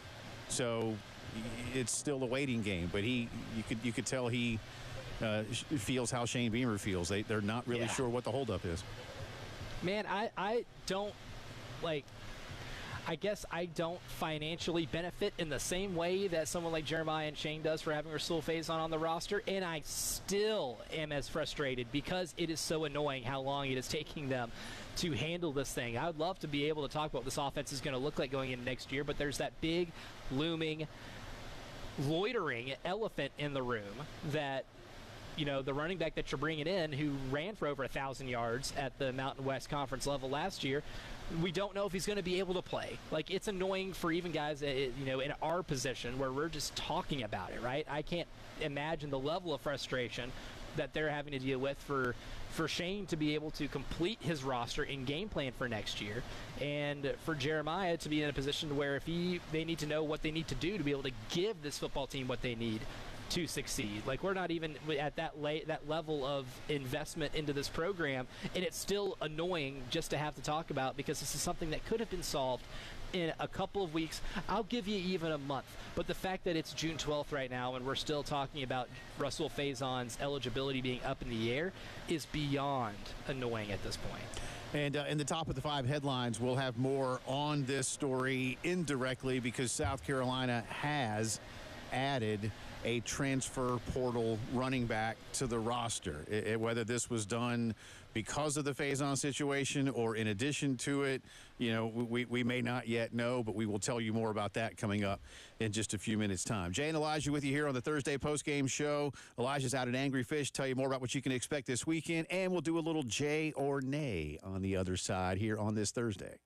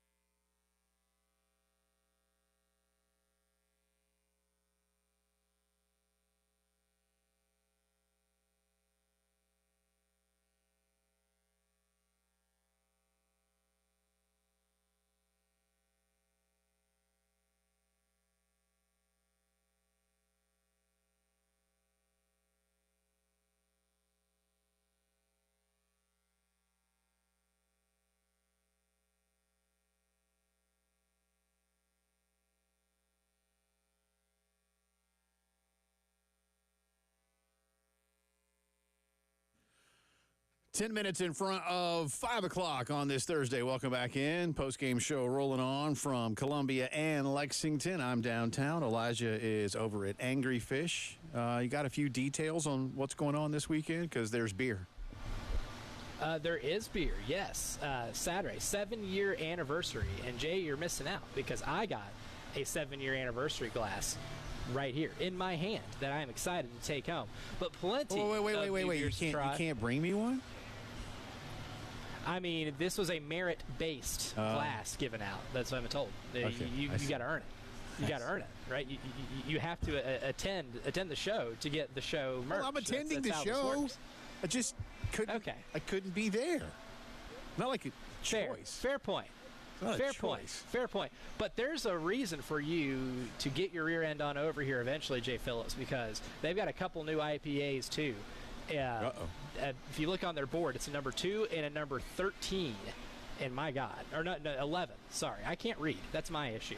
But a Sunny Days West Coast 'Cause you've been IPA. drinking. That's right, and a 9. I'm getting signals from the crowd as well. But that's how you know it's good, right? That's how you know it's good. And me and you are both IPA guys. We're big IPA guys. They got a juicy and a hazy. Like, I mean, this is right down my alley. Our alley, actually. Yeah, we sure, share the same road here. But they've got a couple of new IPAs on tap that is tailor made for gentlemen like us and many others that do listen. I know IPAs can be it can be a little controversial for some. But for us, that's right where we like it. East Coast, West Coast, juicy, hazy, put them all together. I like them all, man. Yeah. Oh, I always. they have some combinations. Like, it's good. It's good, brother. It's good. Well, if you want to bring me a sample, that's cool. If you don't, because I didn't earn it, I get it. I'll just sulk all day I'll bring tomorrow. you a sample. That's all. I'll bring you a sample. You want How to about see me that? act like a 5-year-old that didn't get candy at the store? Then I'm already feeling that way. And I can't do you that way. I can't. I appreciate that. All right, let's. I can't have you miss out on this. I don't have music today, so we'll just put prices right in our head. But do we have any Jay or nay that you'd like to toss at me for this Thursday afternoon? Absolutely. Yeah, we'll start off with Jay or nay. It's time for America to believe in the Indiana Pacers' chances of winning this series because they're still underdogs according to the sports books. You mentioned the stat earlier. I mean, the answer to that is Jay. And as I said earlier, for those who missed it, now I didn't come up with this stat, but I saw it this morning. When a series in the NBA Finals is tied 1 game apiece, the team that wins Game 3 to go up 2-1 has won the finals 80.5% of the time. So the answer is Jay. There is heavy historical precedent to believe in the Indiana Pacers at this point. Yeah, absolutely. There's historical precedent too. But I think with the sports books, they understand, I guess, how good and dominant this Thunder team has been. Sure. I think Game 4 is so important. I don't When think is Game 4? Indiana needs August? to go back to okay. Yeah, August 23rd is the date, and by that I mean it's actually tomorrow. This is our shortest gap. No way! It is our not shortest tomorrow. Gap. It No is tomorrow. way. It is tomorrow night at No. 8:30. Jay Phillips, Wow. as in it will be in Jay versus the Internet. All It right. will, Good and maybe stuff. this time we get a winner for role player roulette. Yeah, okay. But number 2, this is an interesting one, Jay. Jay or nay? Aaron Judge will finish the season with a batting average over 375. He's currently at 394, which is astonishing that it's that way even in May. It was over 400 in May, slightly, but it was over 400 in May. It's now to 394. Do you think he finishes a historic season by hitting for better than Nay. 375? It's not that I don't believe in his abilities, but nay. That's, man, listen, that's hard. I mean, look, if he hits 350, I'll be I'll be impressed if he's, a slugger like that, if you're over, honestly, Elijah, in today's world, if you're over 300 as a slugger, it's impressive. But at 375, I'm gonna have to nay that one. Headlines of the day coming up: new Gamecock running back, U.S. Open update, and more. Keep it here.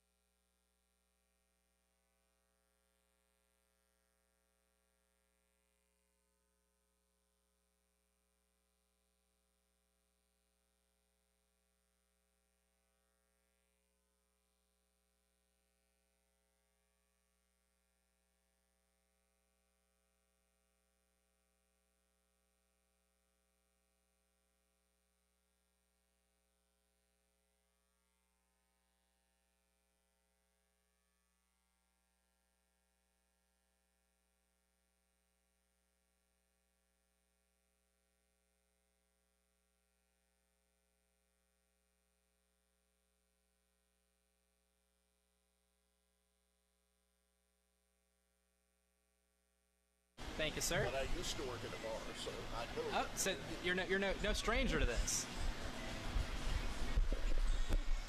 From the Wetzel's Automotive Traffic Studios, I'm Elijah Campbell with several accidents to get to you. They're causing some issues on the roadways, starting with one on Charleston Highway near Frank Street. A disabled vehicle is causing issues on Main Street at Elmwood Avenue. Accidents on Old Barnwell Road at Emmanuel Church Road. Two Notch Road at O'Neill Court. US 176 at Broad River Road, that's over at I-20. And lastly, we have an accident just now reported at Winsboro Road at Campground Road.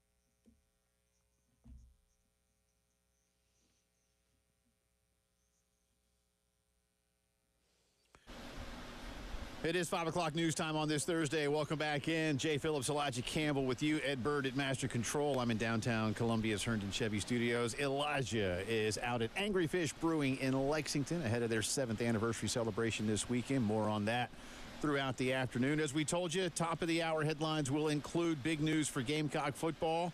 Last night it was announced that Carolina has added running back transfer Isaiah Augustave from Colorado. He is not, at this point, from what Wes Mitchell is reporting, not tied to any type of situation because of Rasul Faison. The Gamecocks still hopeful that Rasul will be able to join the Gamecock football team officially. He is enrolled in school. He took part in spring drills. We just spoke last hour with Carolina Athletics Director Jeremiah Donati, who said they were still awaiting the answer. He shared the frustrations of Coach Shane Beamer of Rasul, said he's a great kid, working hard. And Jeremiah said in his experience as an athletics director and following some of these types of cases that, in his opinion, he has seen cases that were more complicated be approved. Now, what that means in terms of the Faison situation, we don't know, but certainly Carolina still feels, and he did say he is optimistic that Rasul Faison will be allowed to play football for Carolina this coming season. But more on Wes. Last year, Augustave was Colorado's leading rusher with 384 yards, 4 touchdowns on 85 carries. He is from Naples, Florida. He has 2 years of eligibility left. And Wes says he's a one-cut runner with vision, patience, good at what he does. So Elijah not tied to the Faison situation, someone who's come from a solid program, obviously, with what Dion is building out at Colorado. Clearly probably wants to get a little bit closer to home, being from South Florida. So here's more running back depth. And as Shane told you and me just a couple of weeks ago when we talked about the Faison situation and we asked him about a portal commitment, he says in this summer window they're only going to do it if they really feel it adds quality to the team. They're not going to do it just to fill a hole. So this isn't a hole. This is, they believe, adding quality. Yeah, and there's some intrigue with what Augustave brings, too. I mean, you look at the game log from last year.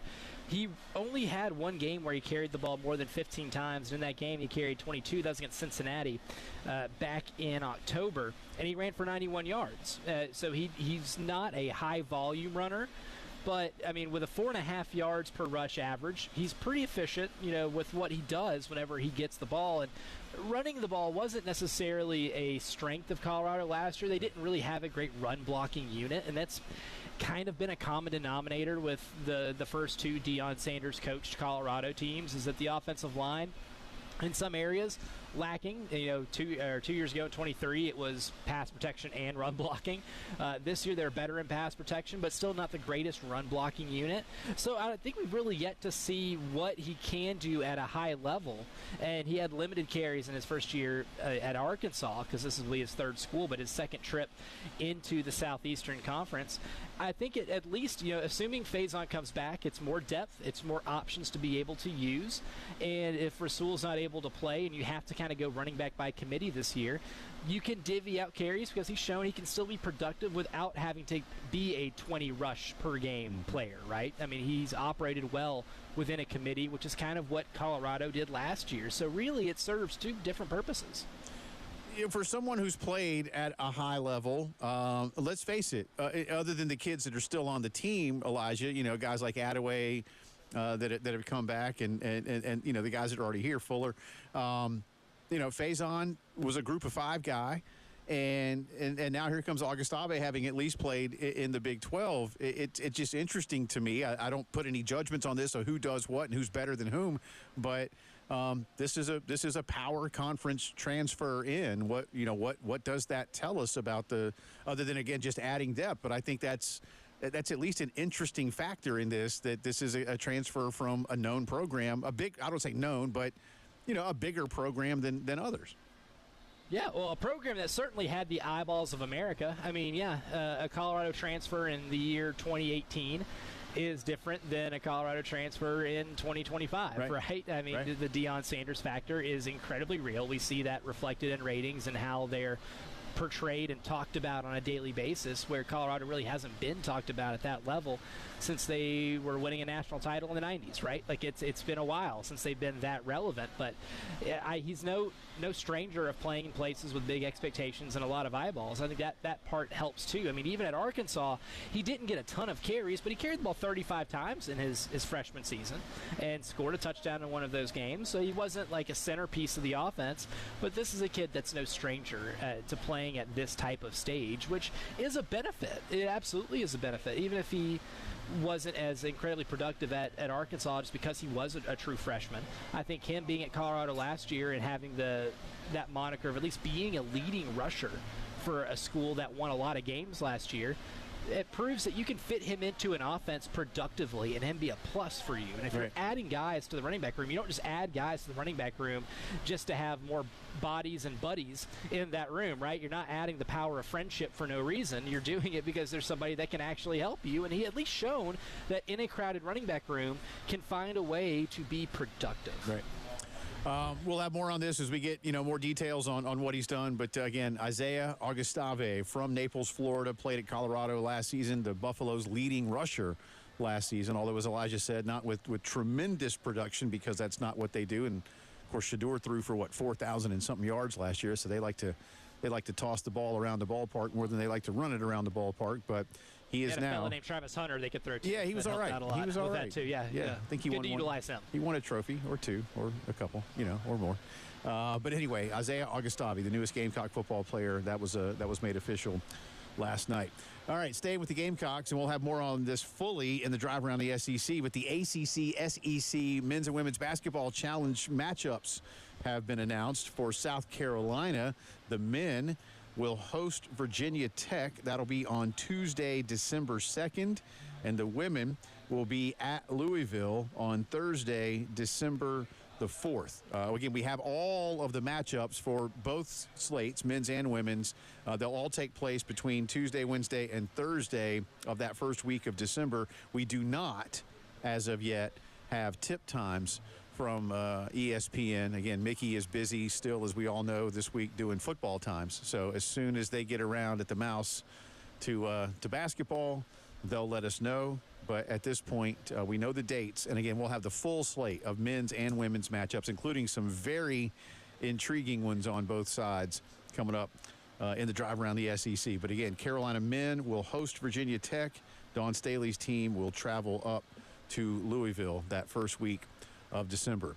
U.S. Open is underway, of course, in Pittsburgh, and we have a new leader. Sung Jae Im of Korea is currently at 5 under par. He teed off on 10 but he is now playing his 12th hole. J.J. Spawn has been in the clubhouse for a while, so he set the pace at 4 under. Right behind him, Thurston Lawrence of South Africa at 3 under par. He is done for the day. And Sung J M's fellow countryman Siwoo Kim is also in the clubhouse at -2. And Elijah Campbell, Shane Beamer's playing partner in Hilton Head, Mathieu Pavon of France, is playing a very good round today. He is at -3 on number 11. So clearly that Beamer magic is rubbing off on the Frenchman this afternoon. It's a combination of getting to golf with our pal Shane Beamer and also golfing with the name of Mathieu Pavon. That's right.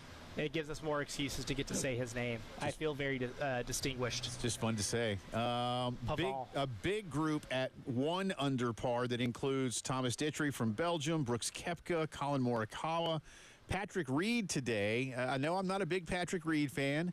In fact, that's an understatement. I'm not. I'll just tell you. But Patrick Reed today on the long par 5 fourth hole had a 286-yard approach shot on his second, and it went in. That's a double eagle, kids, or an albatross, whichever one you want to call it in golf. It's a 3 under. So he double eagled a par 5, but since then he's dropped a few shots. So he is now at -1 playing the 12th hole at last check. Couple other big names real quick. Adam Scott is done for the day at even par. Jordan Spieth is even along with John Rahm. They are playing 13. You got to go down. There's not a lot of big names near the top. Scotty Scheffler is 1 over. He is playing 12. Jonathan Vegas, who had a good week the last couple of weeks, actually is at +1. And you got to go pretty far down to find some of the other big names. Ludwig Oberg +2. So is Xander Schauffele. And let's see, Joaquin Niemann is at +2. That was somebody that Coach McDonald told us about yesterday to keep an eye on. Bryson DeChambeau is finished at +3. So Rory is done for the day at +4. So is Phil Mickelson. Again, lots of guys still out on the course. The average round today, Elijah Campbell, is taking nearly 6 hours. It's about 5:45 to play the 18 holes at Oakmont today. That's how difficult this course is, how many dudes are hitting it out of the rough, out of the sand, double bogeys all over the place. 5 hours and 45 minutes on average to play 18 holes today. That's brutal, man. And in 80-degree, mid-80s temperatures, too. Yeah, it's been a bloodbath. I think that's the big surprising thing so far is I think we all knew that you'd have a lot more scores, over par, because the average score for anybody at this course is like, what, 2 over par? Today it's higher than that, man. The average today is going to be higher, yeah. But the average major round at this course is 6 over par. So, good Lord. Yeah, I knew it wasn't good. No. But I think that also just speaks to how good of a round someone like J.J. Spawn had. I mean, shooting a 66 on this course, and Tristan Lawrence, too, at 67 for today is absolutely remarkable. It's like some of the unsung hero guys, right? Guys that don't get a lot of the publicity. They're not the type of guys that we talk about when Billy Mack comes into the studio, when we play Billy Mack or Billy Whack. But a lot of these dudes are really having great rounds today. I think the real question is sustainability. For somebody like a Rory or a Phil Mickelson who are at 4 over, you might look at being 9 strokes behind and be like, oh, well, you might be out before this thing even starts. I'll Lee Corso you with this not so fast, my friend. And this thing is eating up some of the best in the world. There's no telling how many it eats up at the top of this leaderboard. And I think it's like the top 10 or whatever can be completely flipped by the time we get to this time tomorrow. There are nearly, as we speak, nearly 60 players at 5 over or worse. So it's brutal. It's brutal today. That's our integrated media headlines of the day. 803-948-8327 for all your home theater needs and so much more. Call Integrated Media. Come back on the other side. If you missed it, can't get to all of it, but we'll get you some of the highlights of what Jeremiah Donati told Elijah and me about where the Gamecocks are with revenue distribution and more. You're listening to the postgame show.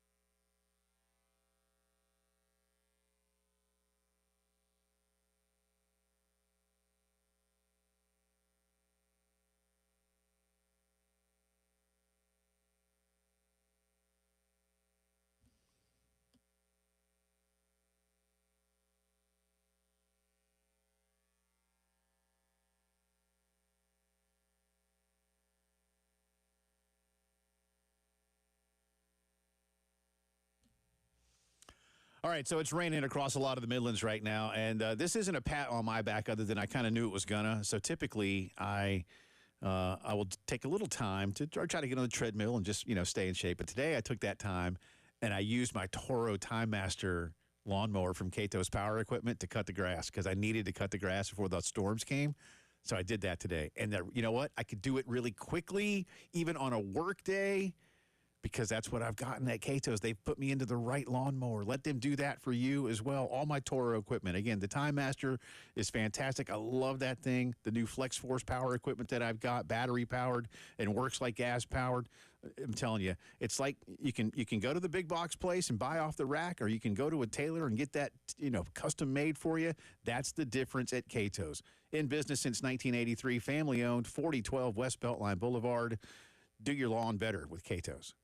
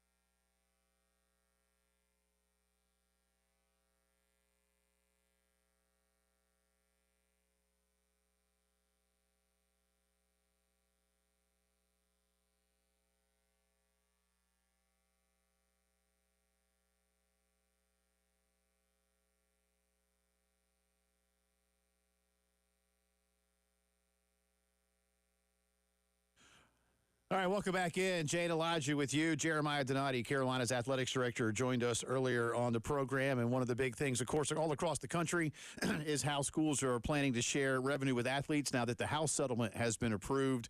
And this portion of the interview starts with Jeremiah giving us some details on what Carolina plans to do next. Yeah, well, those plans are ready to go. We created those budgets back in the spring and informed our coaches of those, and so we're ready to execute those and get those players under contract. It's funny because some of those are just literally transferring contracts from the former contracts from the Garnet Trust over to the university. So some of it, it's just a matter of getting those on the right heading, so to speak.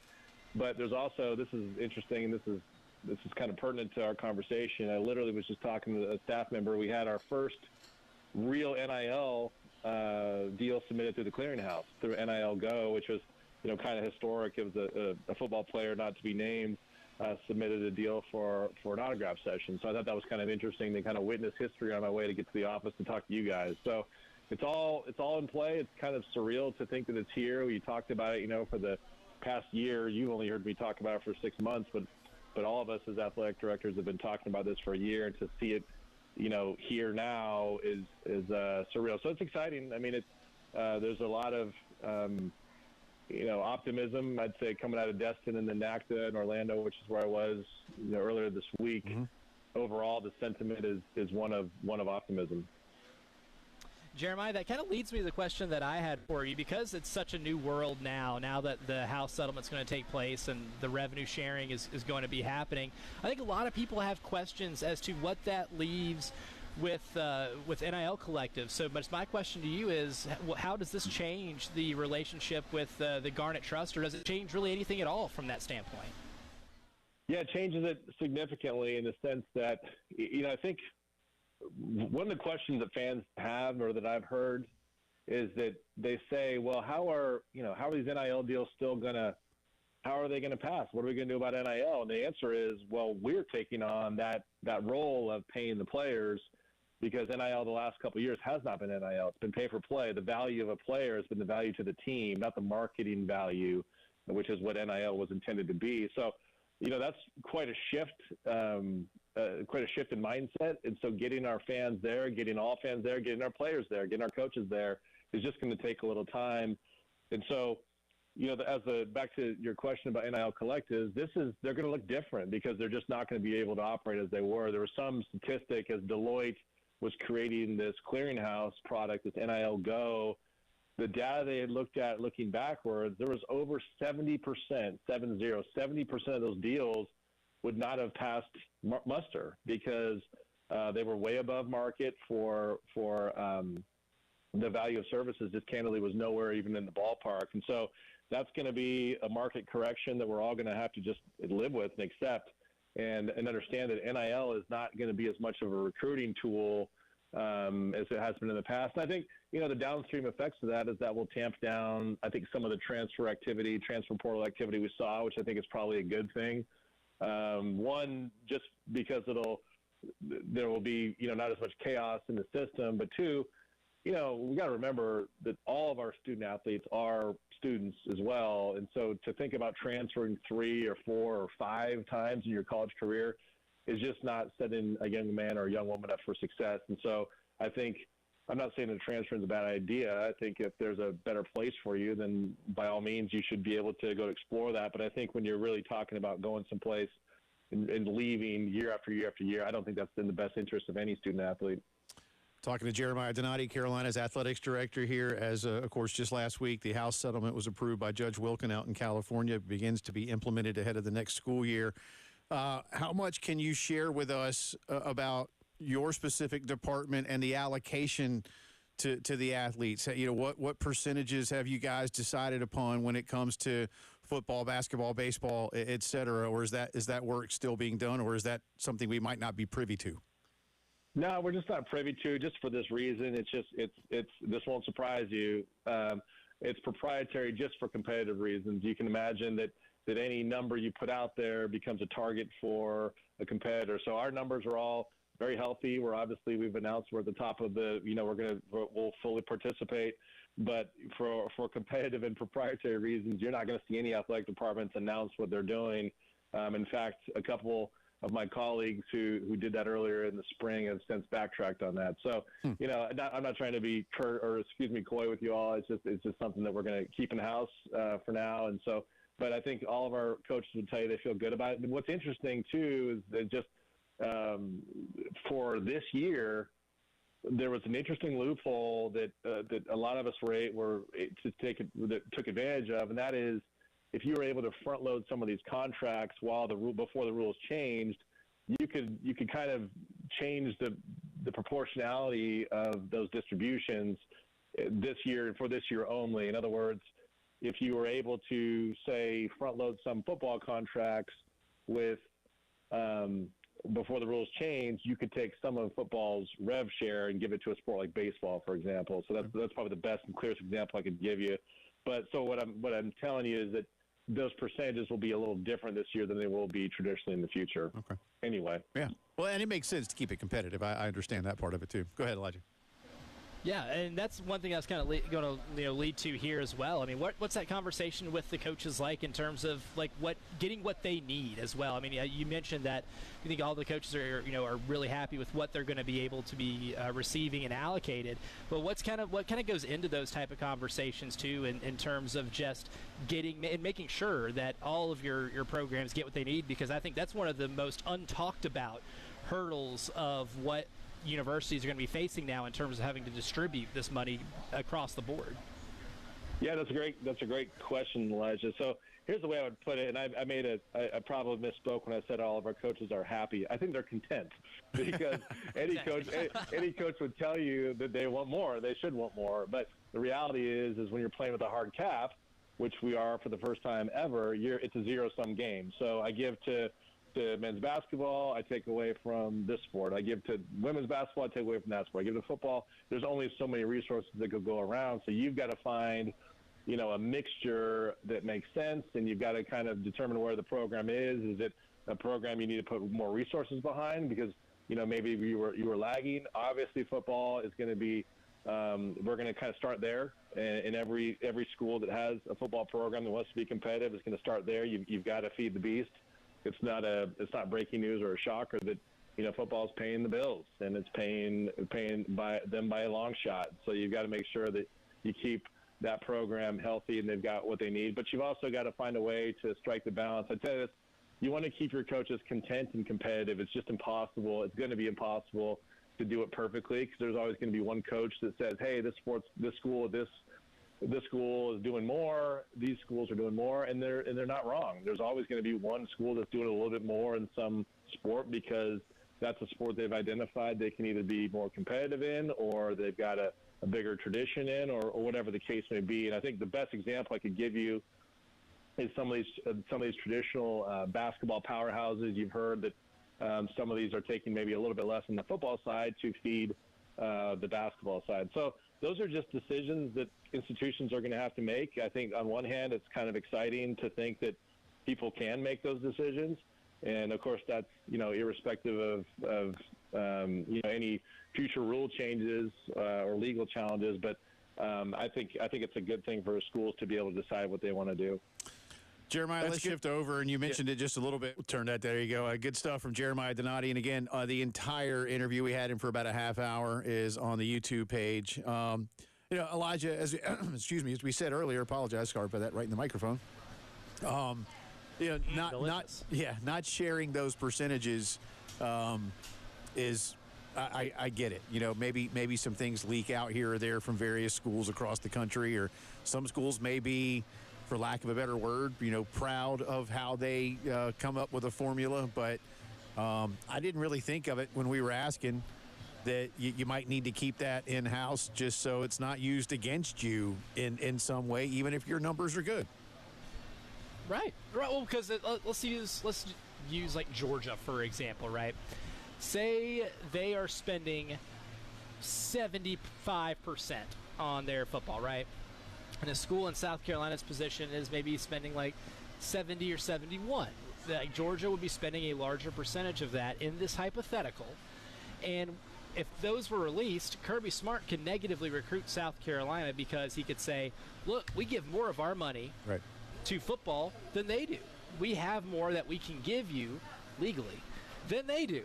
Right? Like there is an advantage that you can get by saying we have more to offer you. So yeah, I mean, keeping that close to the vest is the way to go. And I think it's no coincidence that Georgia's became leaked publicly a couple months ago of what they might do.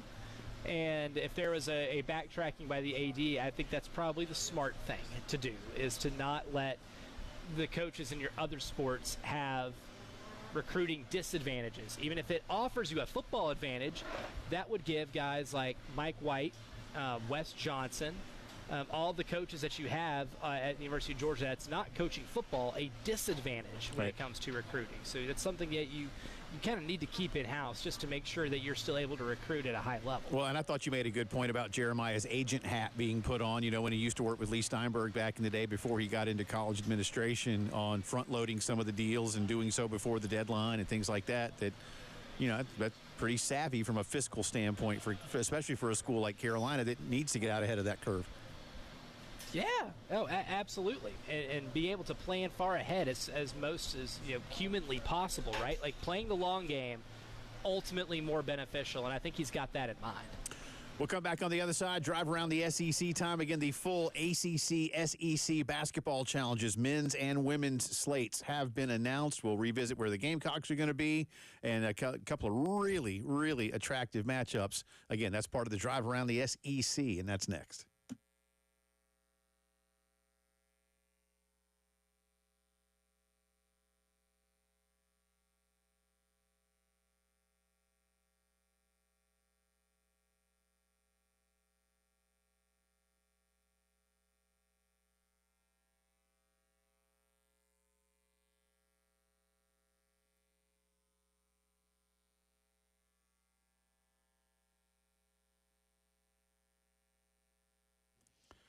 Waking up a little stiff, bothered by back, neck, shoulder, joint pain. Time to get back in the game at the Joint Chiropractic Centers. You never need appointments. You never have to worry about insurance. And if you've never been to a chiropractic center, the Joint has a great special for you. Just $29 will get you a consultation to ask questions about what's going on so you feel comfortable, the full exam, and a chiropractic adjustment. And again, no appointment ever necessary, whether you're a new customer or a regular. You can be in and out quickly. Don't have to miss lunch hour or any big time at work. They're open Monday through Friday, 10 to 7, Saturdays, 10 until 4. The Joint is also FSA and HSA approved. Janet and Bob Keene are the local owners. They've been doing this for a long time. They're convenient and affordable. They want you to maintain a healthy body and prevent those reoccurring issues. Harbison Boulevard, Forest Drive, Roberts Branch, Sunset Boulevard in Lexington. You don't have to feel bad to feel better at the Joint.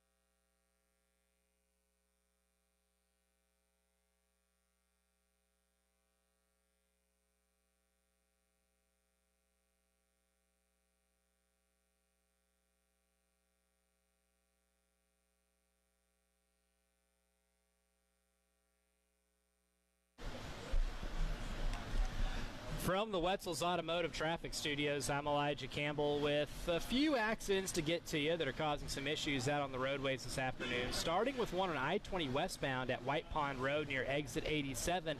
That accident has 2 lanes completely blocked, so avoid that if possible. We also have some more minor accidents causing minor backups on Eugene Street at Blossom Street, Knox Abbott Drive near Brickworks Drive, Leesburg Road near Fairmont Drive, Main Street at Elmwood Avenue, 2 Notch Road at O'Neill Court, and lastly, we have one on Winsboro Road at Campground Road.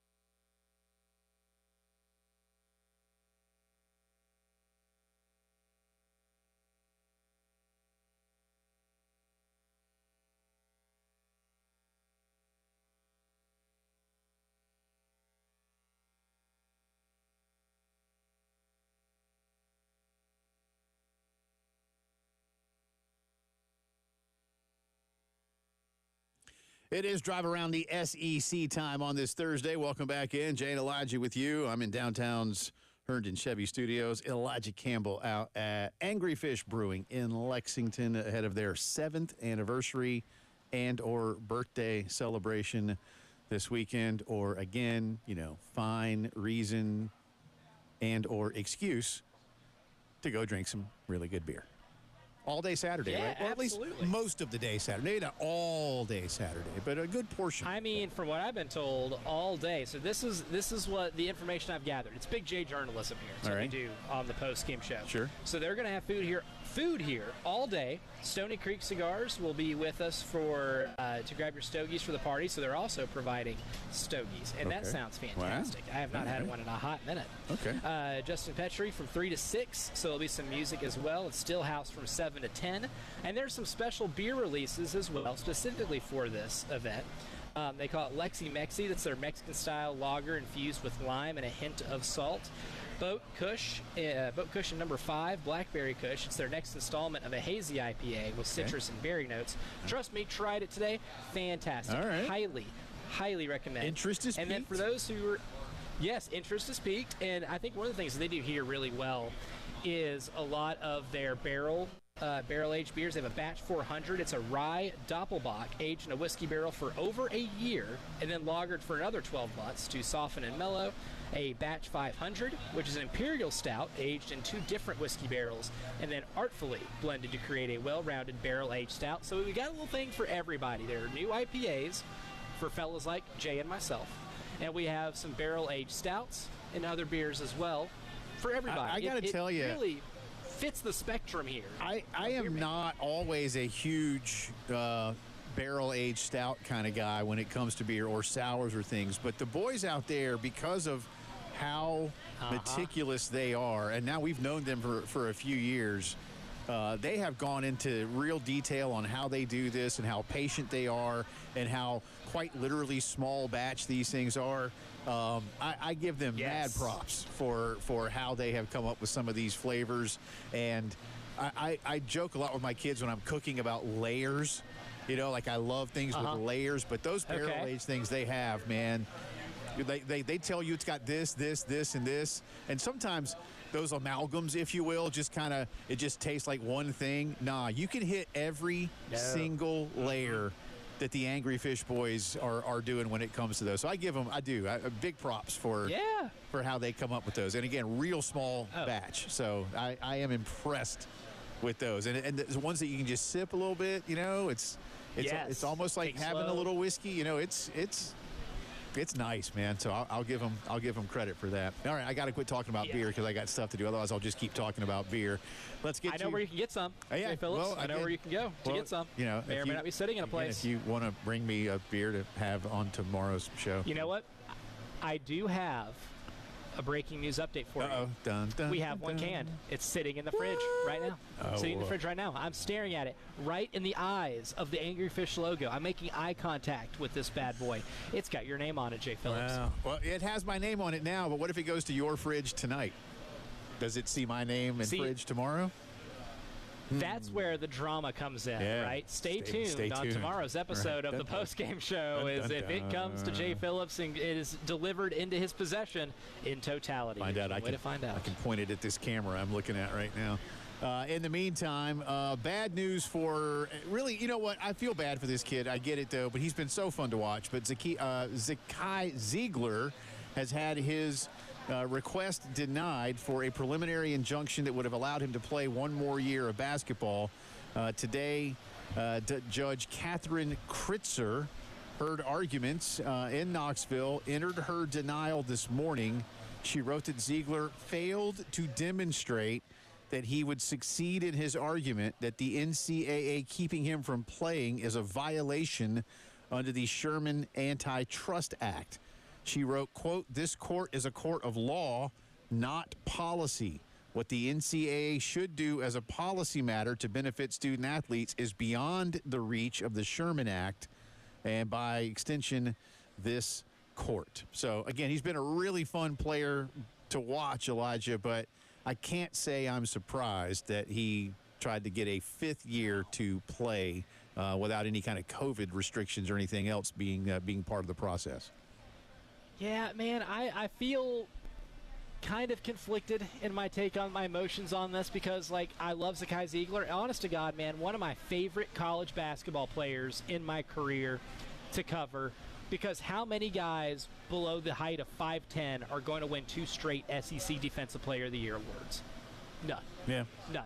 Yeah. We may never see that again, right? For somebody who's that much of at a height disadvantage, be the Defensive Player of the Year in this league.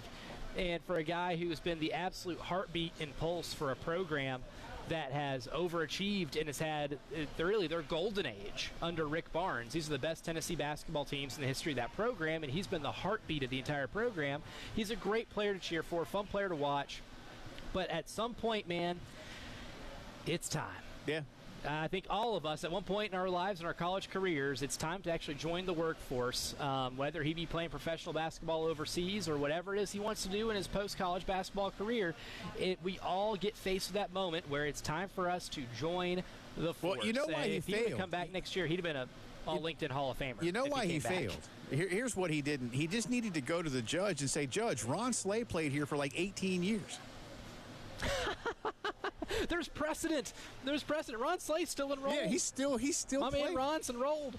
That's all he had to do. My man Ron's still there. Why'd you say Just Ron? to say, what about Ron Slay? Ron Slay got to play all those years. How come I can't play all those years? So Hey, Ron's got some pull now. He's at the SEC Network. know. Ron's got some I know. pull. Why wasn't Ron there at the hearing? He should have been. That's where they messed up, man. I mean, because Ron was That's there. the issue, I don't know man. how long. Maybe it wasn't 18 years, but it sure didn't feel like 4. Speaking of Perry basketball, Ellis of the SEC. Speaking of basketball, the SEC or the ACC SEC Challenge. I guess we'll go alphabetically on that. I don't care what you call it. The matchups have been announced. We have dates. We do not have tip times as of yet. That'll probably come a little closer to the start of the basketball season. But we'll start with the men's challenge. We've got Florida at Duke. We've got Kentucky hosting North Carolina. Those are your big ones. Yes. We also have Tennessee at Syracuse, A&M at Pitt, Mizzou at Notre Dame, Georgia goes to FSU, Wake will host Oklahoma, Miami at Mississippi could be sneaky good, and Virginia Tech will be here in Columbia on December 2nd. That's a Tuesday to take on the Gamecocks. Men's Challenge December 3rd. We'll see NC State visit Auburn, Louisville at Arkansas. I like that one. SMU at Vandy. Clemson goes to Alabama. That's a couple of NCAA tournament teams. Again, how good will Clemson be? We'll see. Bama should still be really good. Mississippi State will be at Georgia Tech. That's a barometer game. Yeah, I think so.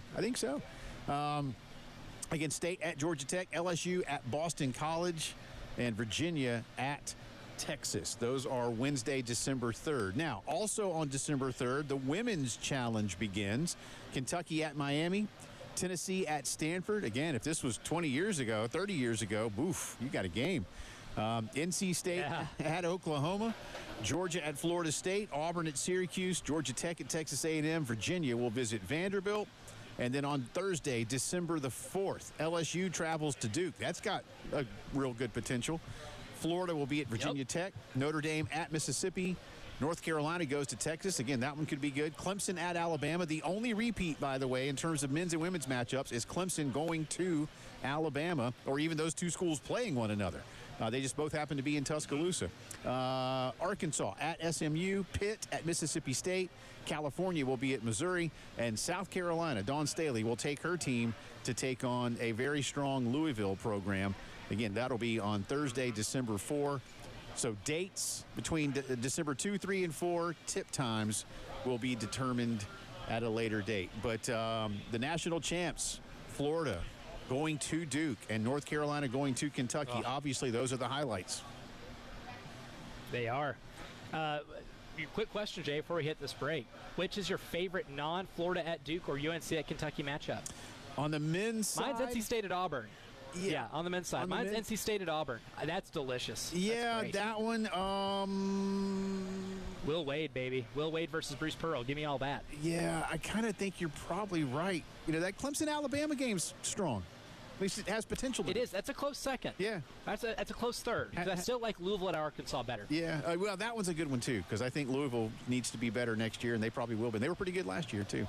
All right, that's the drive around the SEC. One quick Gamecock football note to give you, and Jay versus the Internet coming up.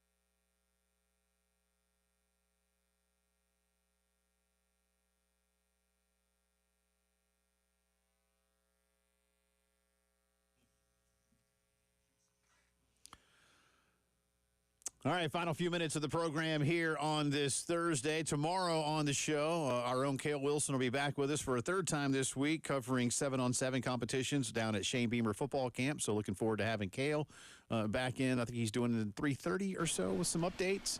And our good friend Ben Portnoy of the Sports Business Journal, formerly on the Gamecock beat with the State Paper, will be with us here in studio talking a lot of what's going on, including some of his reaction to what Jeremiah Donati had to say. He was at that AD's meeting, was Ben, that Jeremiah attended this week with more than 90 D1 ADs on hand talking about the future of college athletics. So that and more tomorrow, plus U.S. Open updates. One quick note, again, if you didn't hear, Isaiah Augustavi is the latest Gamecock football player. He led Colorado in rushing last season. Not great numbers, 85 carries, 394 yards, 4 touchdowns. He's from Naples, Florida. 6'2", 210-pounder. And Chris and Wes, Chris Clark, Wes Mitchell, both reporting this is not tied to anything that Carolina believes is or isn't happening with the Rasul Faison situation. Shane Beamer has said if we can add some quality depth in the portal at any position and it's out there, we'll do it. They like this kid. He's come from a good program and is ready to be a Gamecock now. So there's one more bit of news for Carolina football. All right, Mr. Campbell, again, big 7th anniversary party on Saturday, all day long. Supposedly, you're bringing me a sample, so looking forward to some big things with Angry Fish. I have plans on bringing you a sample, all right? This is like the Aaron Rodgers Steelers signing thing all over. Right, he's planning. Aaron Rodgers planned to sign with the Steelers. Good, yes. I am planning on bringing you this big old can of the Sunny Days West Coast IPA. We'll see if it comes to fruition. I think it will. That's the favorite right now. I believe but in you never know where my night takes I don't, man. I don't. Yes. But and I wouldn't blame you necessarily if somehow it got lost or something happened along the way. I would understand. We'll get it in your possession. All right, let's do a little Jay versus the internet. Maybe I have more luck with that than I do with getting that beer. We shall see. How did I do yesterday? You were better yesterday. So yesterday you went 1 and 2. The internet goes 0 for 3. Only the second 0 for ever for the internet. But you did predict that the Pacers would cover. Yes. You took Pacers plus 5.5. They didn't just cover. They won. They won the game. Internet took the Thunder. I should get a bonus. You guys both lost role player roulette. You guys both lost role player roulette, and it's funny that I did that because, you know, I should have put Benedict Mathurin in there because I didn't think he'd go off for 27 points. Who did? But he did. But you guys both lost that, Yep. and Shea Gilgeous-Alexander did record less points, rebounds, and assists than Tyrese Halliburton. So you went 1 and 2. They Not went by 0 and much, 3, though, right? Not by much? By about 6, Oh, I guess 6 total. Oh, okay. So Well, that's much. Yeah, it counts as much. Yeah, okay. But you're sitting at 22 and 30. All right. The internet at 26 and 26. So you've cut the lead to 4. All right. So first tonight, Game 4, Oilers, Panthers. Now, if the Oilers lose, they're in trouble, buddy. Yeah. But this is the last game in Sunrise before we go back to Edmonton. Can Edmonton tie this I don't think they're series? going to, man. I just think Florida's just too strong. They've looked too give me the Panthers at home. I hate to agree, and I hate that the internet agrees with you so strongly, too, because 80% of the vote went to the Panthers. Yeah. They just seem inept. I hate it. Yeah. We talked about Aaron Judge earlier, about the possibility of him batting over 370 for the season. Yeah. But does he collect over or under 3.5 total bases against the Royals tonight? You know what? Let's have an off night. Let's go under. Okay. Jay goes under. The internet goes over, only 57%. And lastly, does reigning AL Cy Young Award winner Tariq Skubal strike out over or under 8.5 batters against the Orioles tonight? Ooh, Baltimore's not good. Over. He goes over, and so does the internet. So you're really banking on a Judge off night. Yeah, we shall see. Good stuff, sir. Appreciate you. Thanks to the folks at Angry Fish. Thanks to Jeremiah Donati and Chance Miller. We'll do it again tomorrow at 3. See ya.